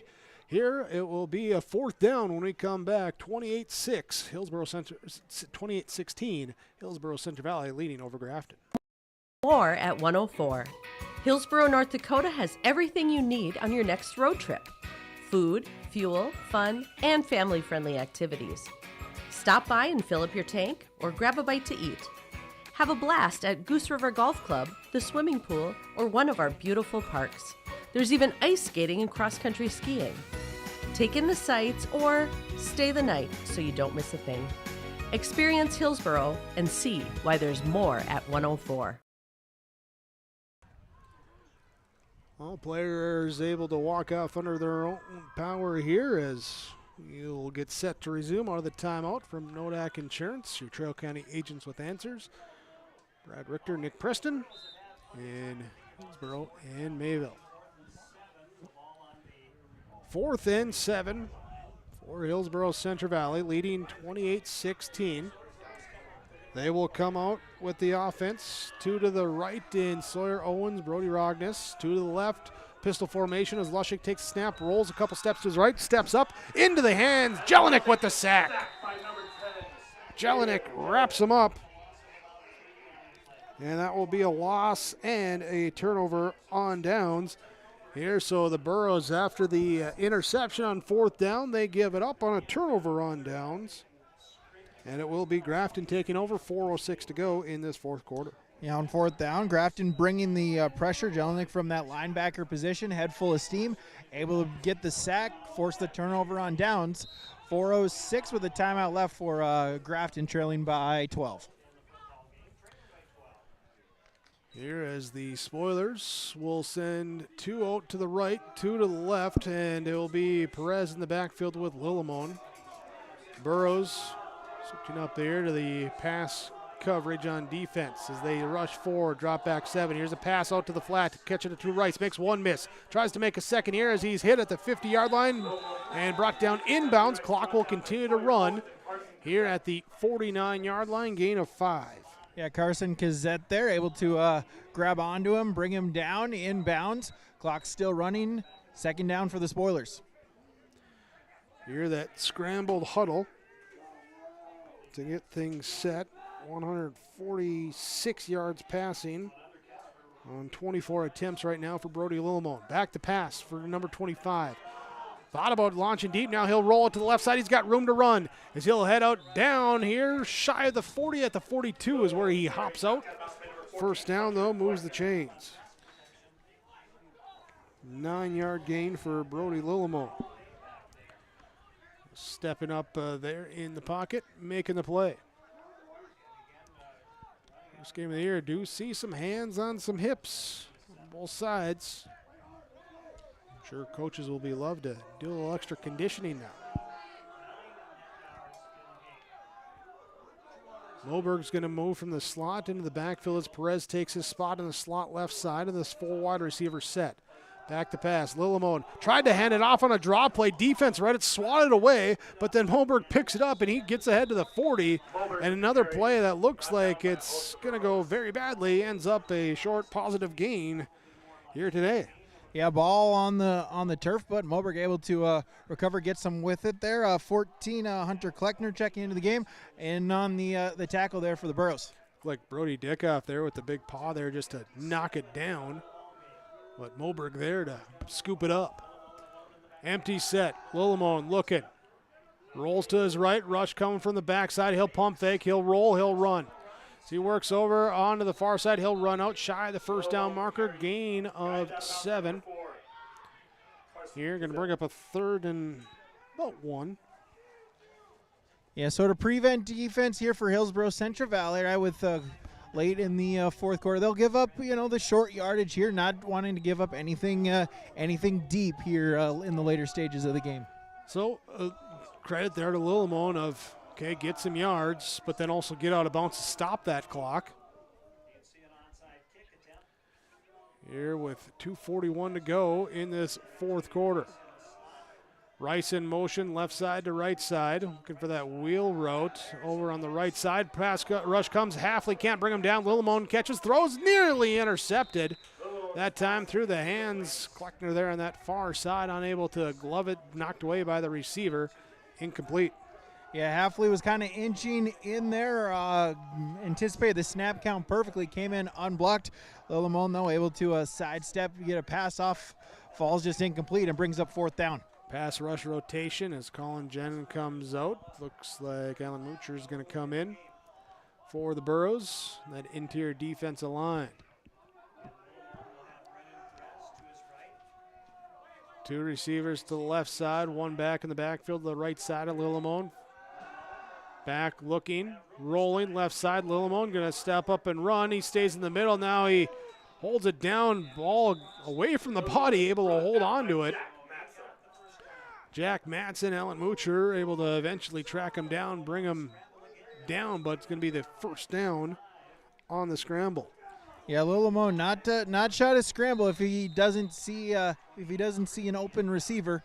In that case, just knowing that it was 4th down, got to get to the sticks, able to move the chains, keep the offensive possession alive. Well, and at 6'7", if he can't see an open receiver, there's no open receiver. Quick out pass to the right side, caught by Rice, gets the yards, and he stays in bounds and picks up an extra 5-6 yards before then he's forced out of bounds. Yeah, down on the sideline, thought maybe he would go out of bounds, able to tightrope on the sideline, lower the shoulder, get that extra yardage, get the first down, move the chains here for the Spoilers. So the completion there moves him into the 15-yard line, gain of 14 on that play. Rice with his 6th catch here today, 115 and a touchdown on those 6. Split backs in the shotgun set, receivers each direction. Lillimon looking left, now back right side, pass off the hands and out of bounds, incomplete. Yeah, I was looking for Aiden McMillan there on the quick out route, just missed time there between quarterback and receiver, falls incomplete to bring up 2nd down. Officially under 2 minutes to go here, 1:59, clock stopped. 1 timeout for the Spoilers, so don't want to take up too many more plays. See if they take a shot at the end zone right now.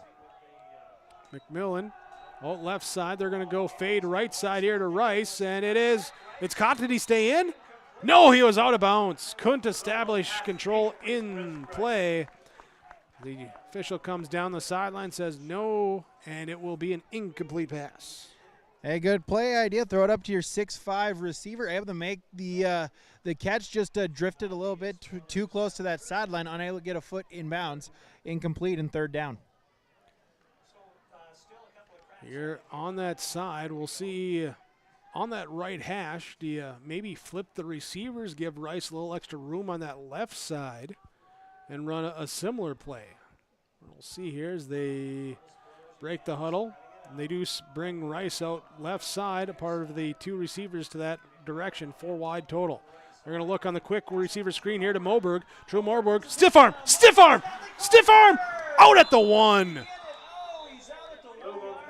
What a play that time as Moberg says, hi, how you doing? Here's my palm. Just shrugs off 2 tacklers and brings it down there down to the 1. Yeah, just a great individual effort there. Able to make the catch, make a move, get a couple stiff arms, almost able to score, but brings it to 1st and goal at the 1. Here, so the Spoilers, we'll see what they do here. Perez got the short yardage touchdown run earlier. He'll be the fullback in the I formation. In that low to the ground set, they hand off to him, and he's turned thrown back, and the helmet comes off. That time as John Matson, Colin Jenin in the inside, bring him down here for maybe even a loss on the play. Yeah, just able to get the snap count perfectly. Low man wins there, able to get off their block and get the TFL. Takes him back yards for a loss of 2 now. Second and goal at the 3. Second and goal, and the clock is running.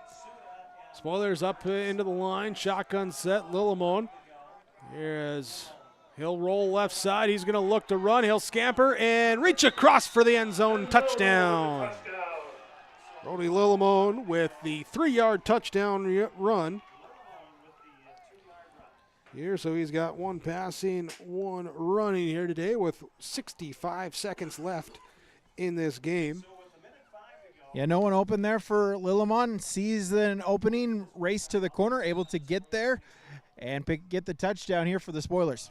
So brings it to a 1-score game, 28-22. Looking here at the conversion, and it will be Aiden McMillan out wide right side. Ricky Rice wide left side. 2 backs in the backfield as Lillimon under center. Will hand off True Moberg. He'll lower the shoulder. He'll run, and will he get turned back? He is not in. 2-point conversion is no good. The run failed, but it stays a 1-score game. 28-22. Spoilers have brought it within a touchdown. 1:05 to go in this 4th quarter on your Golden Harvest Tim Cassette Seat Sales Scoreboard. Vets Club thanks you for your support of their activities and events. Stop in and to check out their new menu. Enjoy the Vets Club appetizers every Wednesday from 5 till 7. And as I've said many times, they have the best roasted chicken around. Enjoy roasted chicken every Saturday from 5:30 till 7:30. Get there early because sometimes it's gone early because it is the best roasted chicken. Fries and coleslaw also available with this meal every Saturday. Dine in or take out. The Hillsboro Vets Club. Ooh, yum. 28-22. Grafton with the 3-yard touchdown run from Brody Lillimon.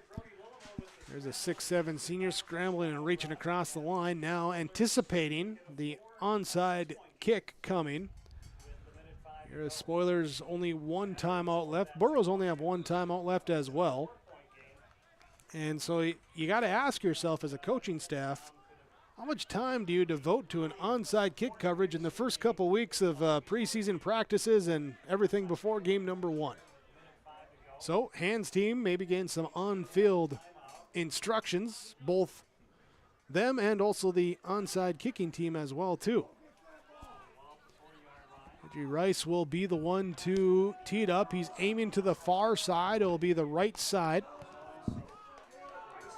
We'll see if that's where it's intended, or can he get a little fancy with the footwork and see what he can do. The onside kick, it's going to be a little pooch kick over the top of the front line, picked up by the up back. Well fielded that time by the Burrows. And that there, Chase Halfley able to make the catch. And that will give the Burrows a great chance here to kneel it out. Yeah, good job there by Halfley, able to get it while it was in the air, able to catch it, and then the smart move. Don't do anything with it.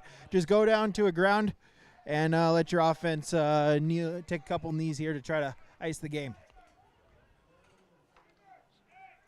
So you avoid saying things that will accuse you of giving the announcer jinx right now as the Burrows line up in the kneel-down formation. And they're going to take a timeout before they do that. Talk it over here with 1:04 to go. 28-22. Burrows use their final timeout. Timeout's brought to you by Nodak Insurance Company, your Trail County agents with answers. Brad Richter, Nick Preston, call 701-636-5285. Oh, jeez. That's a lot of water. No! Jeez Louise! This system is packing 70-mile-per-hour winds, golf ball-sized hail, and a fast drop in temperature. Oh, jeez. Dave and Cheryl's kitchen started on fire. Oh, jeez. Oh, jeez. Let's take a look. Oh, geez, moments happen. Be ready with Irie Insurance.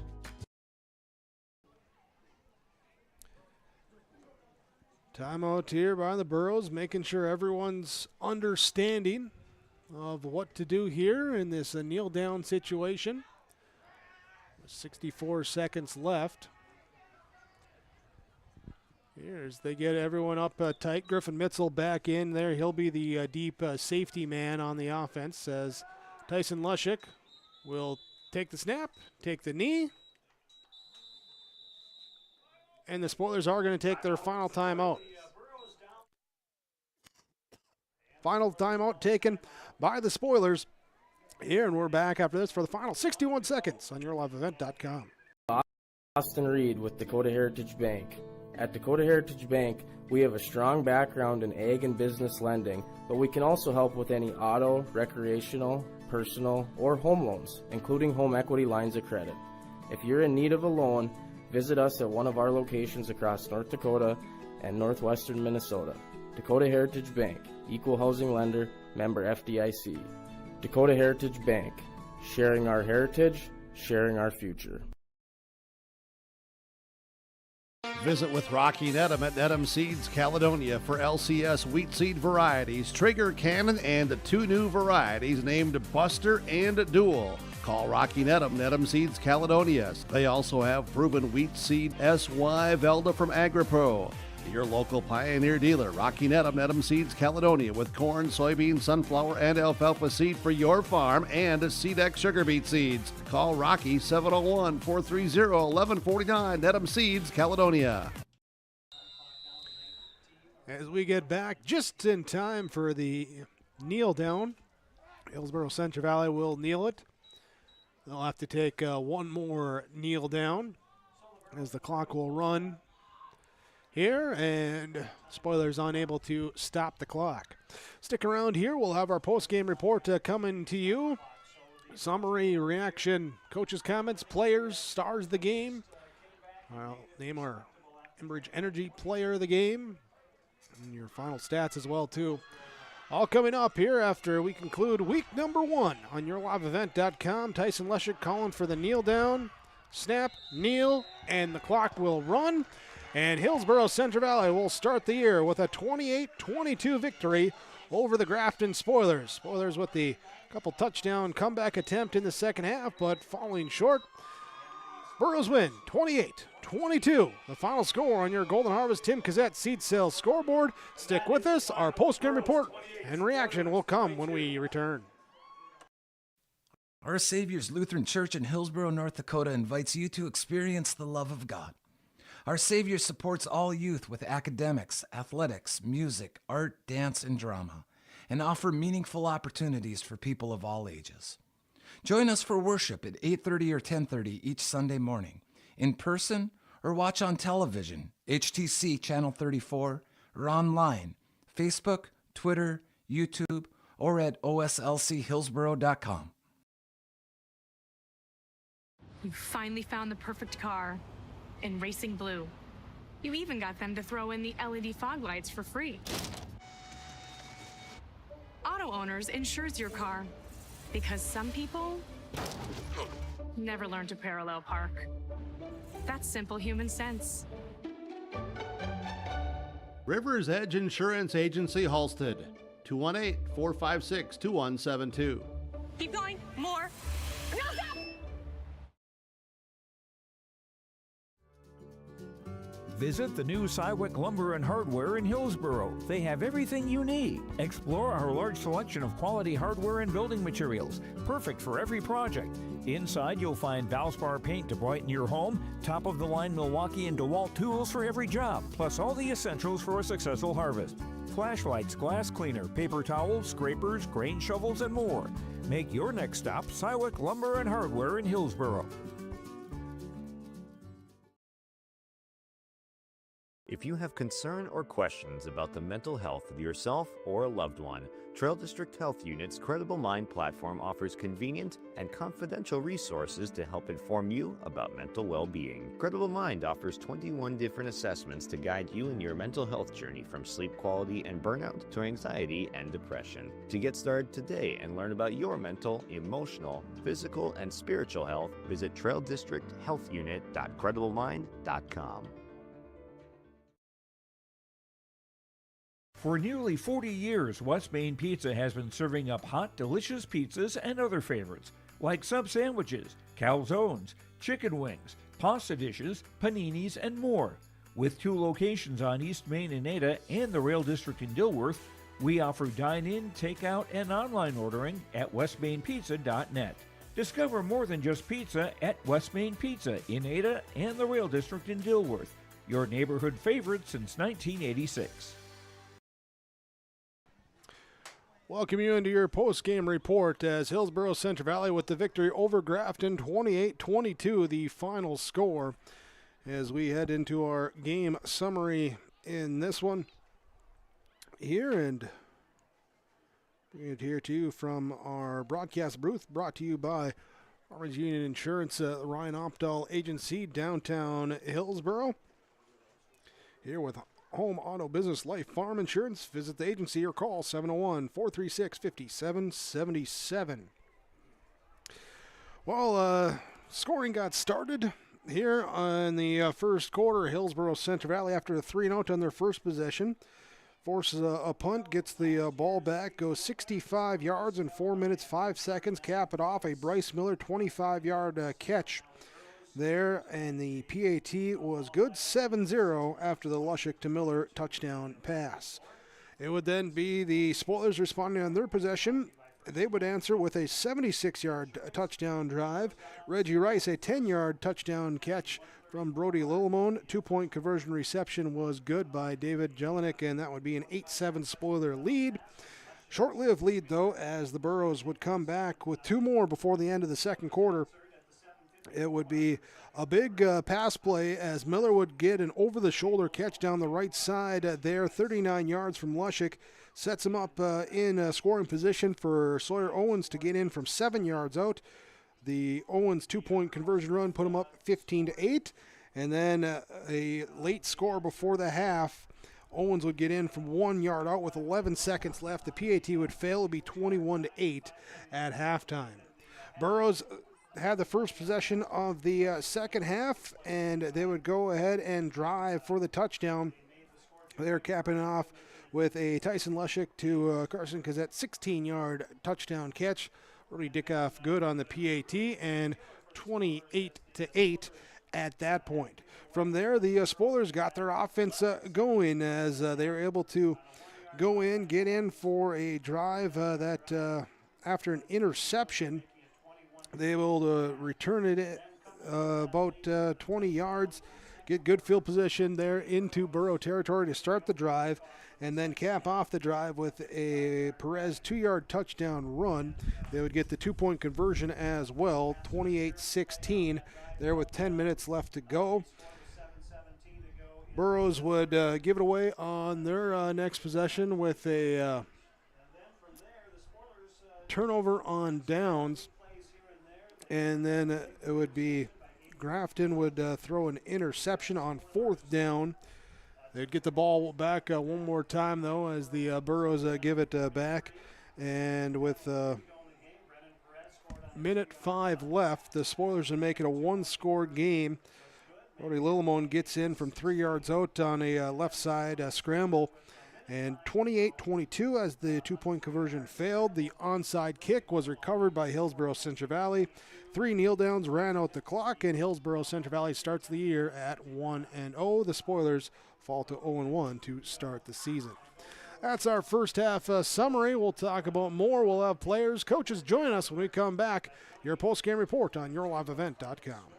Central Valley Schools are glad to have students and staff back in the classroom and in activities. If you have questions in regards to the activity schedule for either school, the Burrows want you to visit HillsboroK12.com or CentralValleyND.com and click on the HCV Athletics tab. The schedules and calendars are posted each day, too. The school websites for Hillsboro and Central Valley are valuable resources for the community. Visit them often for updated information, daily announcements, and contact information. So all of the school websites for Hillsboro and Central Valley school districts.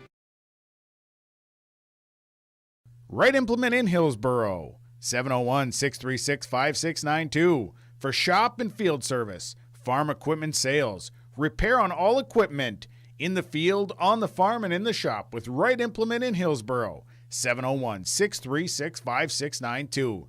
Check out Right Implement for farm equipment, repair and service of equipment and all trucks on Caledonia Avenue in Hillsboro. Right Implement, 701-636-5692.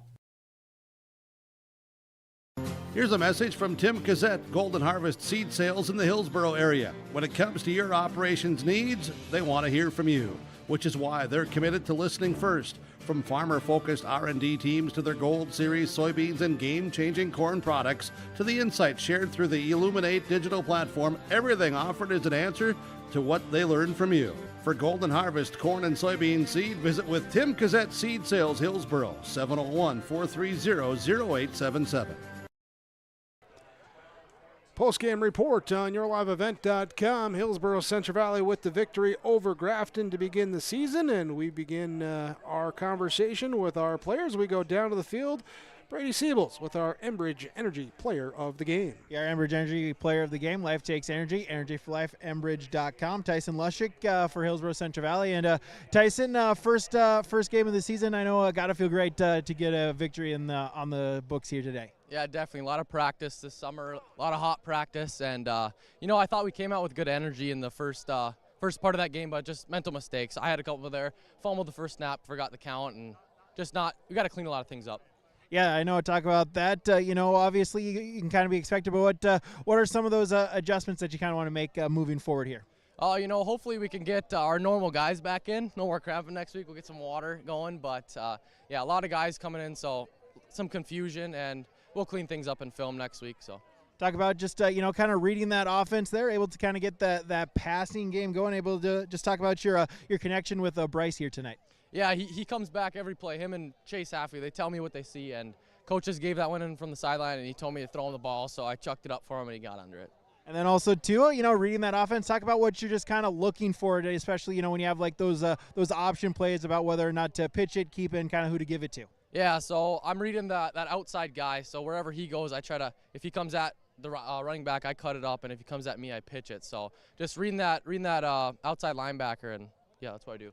I know. With that, just how great was it to get back out on the field, get on the backfield with the rest of your teammates here tonight? Oh, awesome! We've been waiting all summer for this. You guys have got in the weight room and we had a really good fall camp. So good to come out here and get a win right away. And then talk about just how excited you are. What you want to see out of the rest of the season here. Just improvement on little mistakes we had. We had a lot of little mistakes here, coverages. We just got to clean up. That's all. Tyson, thanks so much for your time. Congratulations on the victory. Appreciate it. All right, as we'll bring Colin here, Colin Jenin. We'll get the offensive lineman perspective here as the former offensive lineman. Just kind of talk about what it was like on the trenches there tonight. They were a pretty good line. They gave us some work. It's been a while since I played, so I had to get back in the groove. But I know we got a good defensive line and they got a good line, so we battled it out and we did what we could, and we had a pretty good game, I think. Yeah, absolutely. Just talk about how nice it was, why you wanted to get back out on the field and how great it was to get out on the field here with your teammates. Well, I like to hit, and I got a band of brothers here, and I played with them before, and I think we're a pretty good team. So, maybe go win a state championship and just be out here and try and win, Talk about it, as an offensive group, it really is 5 guys kind of working together. Just talk about, the cohesiveness, kind of what you're talking about with your teammates in the huddle and then at the line as you're trying to figure out who to block in and whatnot. There's definitely some arguing there, but we got to figure it out. And, they're blitzing and they're doing all that, so we were just trying to stop them the best we can. I thought we did a pretty good job out there, so I'm not complaining about we were working together, so that's all that matters. Yeah, absolutely. Able to kind of get some holes, able to get a pushback. Just how nice is that, when you're able to kind of win that battle, open up some holes, and then see your running backs go past you there flying down the sideline. It's probably one of the best feelings in football, I'd say. I think it's better than a sack even because you're getting yards out of it and you're making that way towards the touchdown. So I love that. That's my favorite thing to do. Victory here in game 1 of the books. What do you want to see yourself and then your team improve on here in the weeks to come? Definitely working together better, but we got a lot to improve on first game of the year, so we're going to keep working hard at it, and hopefully we'll see what we can do in the next couple weeks here. All right, Colin, thanks so much for your time. Congratulations on the victory here tonight. Thank you.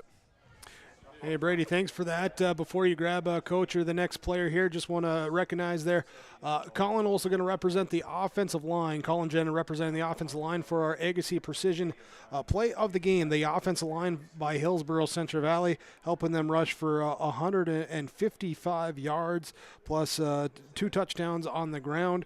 There, the offensive line opening some holes. They were playing with precision here. Just like you can be with precision from Agassy Precision Ag of Hillsboro, your local precision planting dealer. Call 701-436-2119 or visit planterdoc.com. And let's go back down on the field as we have more of our post-game conversations. Your post-game interviews from Dakota Heritage Bank, sharing our heritage, sharing our future, dhb.bank.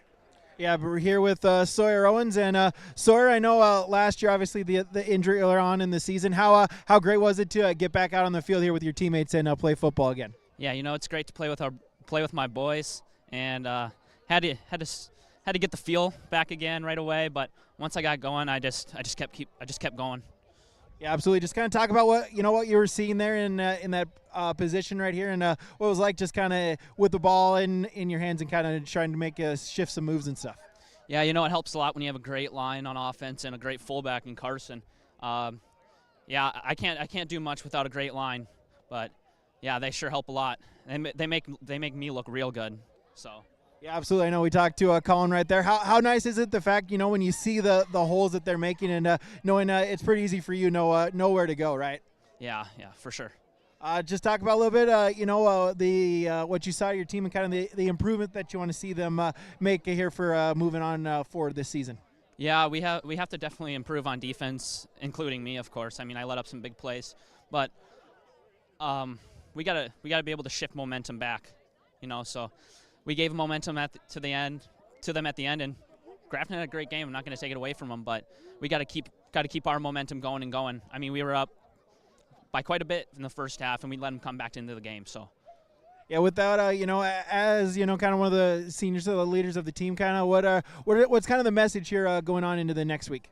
We just need to keep on rolling and keep learning. I mean, today was definitely not our greatest show. I mean, we can show a lot more than that, and we just need to keep going, keep rolling. No injuries either. Sawyer, thanks for the time, and congratulations on the victory tonight. Thank you. Post-game conversations brought to you by Dakota Heritage Bank, sharing our heritage, sharing our future, dhb.bank. Real quick here, we talked about it, our Enbridge Energy Player of the Game, again going with Tyson Lushik for Hillsboro Central Valley there. Lushik, quarterback, a couple passing touchdowns, also some 36 yards rushing, including one to set up a 1-yard touchdown plunge. So we'll have our Energy Player of the Game there, Tyson Lushik for the Hillsboro Central Valley Burrows in the victory. We'll have Coach Johnson join us next. Brady, hey, whenever you're ready, just kind of signal up here. I'll watch for you as I want to talk about our Halstead Telephone Company post-game connection. And connection in this one, go back into that second quarter as the Burrows are driving for their second touchdown. And Bryce Miller, beautiful over-the-shoulder catch there, ends up being a 39-yard catch and sets him up for the Owens touchdown, first of his 2 on the day. But the connection there, 39 yards, put him on the doorstep, and then they're able to cash in. That is your Halstead Telephone Company post-game connection. We're proudly providing internet, phone, cable, TV service to the rural areas and to the local communities throughout the area of the Red River Valley. Halstead Telephone Company, halsteadtel.com. Back down to the field, Brady Siebels with the head coach of the Hillsboro Central Valley Burrows, Joe Johnson. Yeah, Coach Joe Johnson here for Hillsboro Central Valley. And, Coach, I know at the end of the day, right, a win is a win, able to start the season 1-0. That's partially true, Brady, as you know. And on one hand, a win is a win, and of course we're glad to get the win. But boy, a lot of things that we need to improve on, a lot of mistakes that we made. We had them down, we let them back into it. Had a plan going into the second half, and the very first play in the second half is kind of a misplay and lose about 10 yards on it. And then had cramping, and so we had to do some adjusting on positions, and it wasn't pretty. There's some truth to a win is a win, but we really do need to play better. Yeah, absolutely. We'll talk about that, but talk about offensively. I talked with Tyson a little bit right there. Able to kind of get some of the passing game going there first and second half for some big plays. Yeah, so Tyson obviously is a stud, third year starter for us, captain of the team, and he throws the ball well. Missed the mark a couple of times tonight, which is not typical. Put the ball in exactly the right place a couple of times, and they were dropped. That's not typical of those receivers either. And we've commented on it all fall that. In practice, they're just not dropping very many balls. And but like I said at the beginning of the game, it's not about practice. You got to do it in the game. And there were things that we didn't do well tonight that we need to do better, and we're capable of doing better. And then with that, defensively, able to, get some pressure. You made some plays right there, but kind of same thing, maybe a couple missed assignments as well. So some stuff to work on defensively as well moving forward. Yeah, one of the things that we talked about at halftime was getting pressure on that quarterback, and as you could see, we rarely did that. And there were times where, and it's our dudes too, some of our top players and top tacklers, didn't wrap up or had opportunities to make solo tackles, and we need to make that tackle. And so I would say the same thing. There was that point. Fourth down and about 3, and in our huddle we said if we get a stop right here, we're going to win this football game, and they got to stop. So finding those things that we did well, and there were some of them. Like I say, we won the football game, and when we needed to make plays, we did.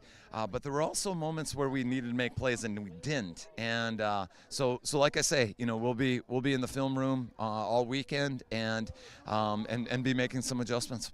Yeah, with that, what is the message to the team here? Obviously the win, but what's the message kind of moving forward here for next week? Yeah, so the message is consistent, that we live into our team values of integrity and measuring our success in 3 different ways. That first way is that football, we're always reminded, is a part of the education process. And so are we becoming better human beings? Are we learning life lessons from the sport? The second measurement of success is are we getting better? Are we better in the fourth quarter than we were the first quarter? Are we better at game 9 than we were at game 1? And the truth is we were not better in the fourth quarter than we were the first quarter. And we got the win, and I believe we're becoming better human beings because of it. But we take some lessons and we move forward.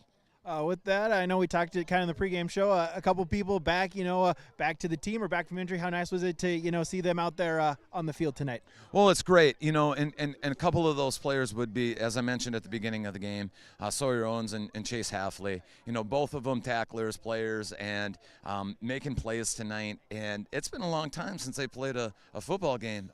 Week 2 and week 3 that we lost those 2 players, and it's good to have them back on the field.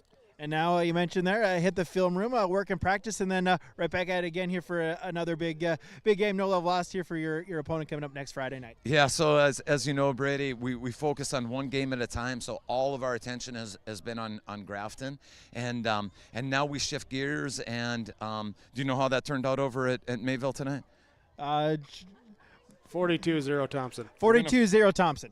42-0 Thompson. And so, obviously, Thompson is a rivalry of ours. Mayport CG is a rivalry of ours. And we knew that they'd be bringing it this year. And so, like I say, we'll be in the film room and get our plan figured out. Coach Joe Johnson, thanks so much for your time. Congratulations on the victory here tonight, and good luck here moving forward the rest of the season. Sounds great. Thanks, Brady. That was Coach Joe Johnson here. Join us here on yourliveevent.com.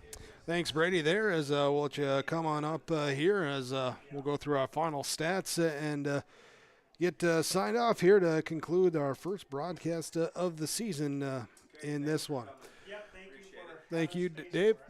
We'll see you next week. Yep, there we go. Final stats here today, starting with the Grafton Spoilers here. It was Brendan Perez with 8 rushes, totaling 7 yards and a touchdown on the ground. True Moberg had 10 carries, 25 yards. Brody Lillimon, 8 carries, 48 yards and a touchdown. Noah Suda, 1 carry for 7 yards, and there was 5 total team rushes for a total of negative 19 yards between sacks and kneel downs in that one. 32 carries, 68 yards on the ground for the Spoilers. Passing the ball, Brody Delelman was 14 to 29 for 174 yards, had a touchdown and an interception. It was 6 catches, 115 yards, a touchdown for Reggie Rice. 1 catch, 14 yards for True Moberg. Augie Miller with 2 catches, 4 yards. It was Chase Wanarovich with 2 catches, 13 yards. David Jelinek, 2 catches, 26 yards, and Adam McMillan, 1 catch for 2 yards. Total of 14 29, 174 through the air, 68 yards on the ground, 242 yards of offense here today. Had 1 turnover and scoring plays of 10-yard catch by Reggie Rice. Brandon Perez, a 2-yard touchdown run. Brody Delelman, a 3-yard touchdown run. It was a 2-point conversion reception for David Jelinek, a 2-point conversion run good for True Moberg, and defensively as well, Moberg would have a sack, Aiden McMillan would have an interception, and David Jelinek would have a sack as well, as the Spoilers fall to 0-1 to start the year. For Hillsboro Central Valley, Carson Kazette with 8 carries, 62 yards. Sawyer Owens, 17 carries, 67 yards, 2 touchdowns. Tyson Lushik, 6 carries, 36 yards on the ground. Team carries 5 total for -10 yards between sacks and kneel downs. 36 carries, 155 yards on the ground for the Burrows. Passing, Tyson Lushik was 7 of 16 for 122 yards, completed 4 catches for 92 yards and a touchdown to Bryce Miller. 1 catch, 6 yards to Chase Hafley, 1 catch, 8 yards to Griffin Mitzel, and 1 catch, 16 yards and a touchdown to Carson Kazette. 122 through the air, 155 on the ground, 277 total offense for the Burrows here today. They had 1 turnover on an interception. Scoring plays of a 25-yard reception by Bryce Miller. Sawyer Owens with a 7 and 1 yard touchdown run, and Carson Kazette a 16-yard scoring reception as well. Brody Dickoff would be 2 of 3 with the PAT kicks. Sawyer Owens would have a 2-point conversion run as well. It would be Brody Dickoff, Jack Matson, and Bryce Miller all with a sack apiece for the Burrow defense. The interception, not sure who got that interception. It was kind of in a crowd and tough to see on that one, but the Burrows defense did have the 1 interception as well. As they start the season 1-0 with the victory over the Grafton Spoilers, 28-22, our final score. We thank you for joining us here for our season opening broadcast of North Dakota 11A high school football. Thanks to my broadcast partner, Brady Siebels, as well as thanks to Wyatt and Drew for the camera work here today. Myself, Jake Berkmeyer, thanks to you as well for joining us during the broadcast. Our thanks to staff administration here at the Central Valley School for the hospitality here, and connections to executive producer Mark Forsyth helping out as well. Takes a team, and we're glad to bring you the product here tonight with the broadcast. Once again, Hillsboro Central Valley with the victory over Grafton, 28-22, the final on your liveevent.com.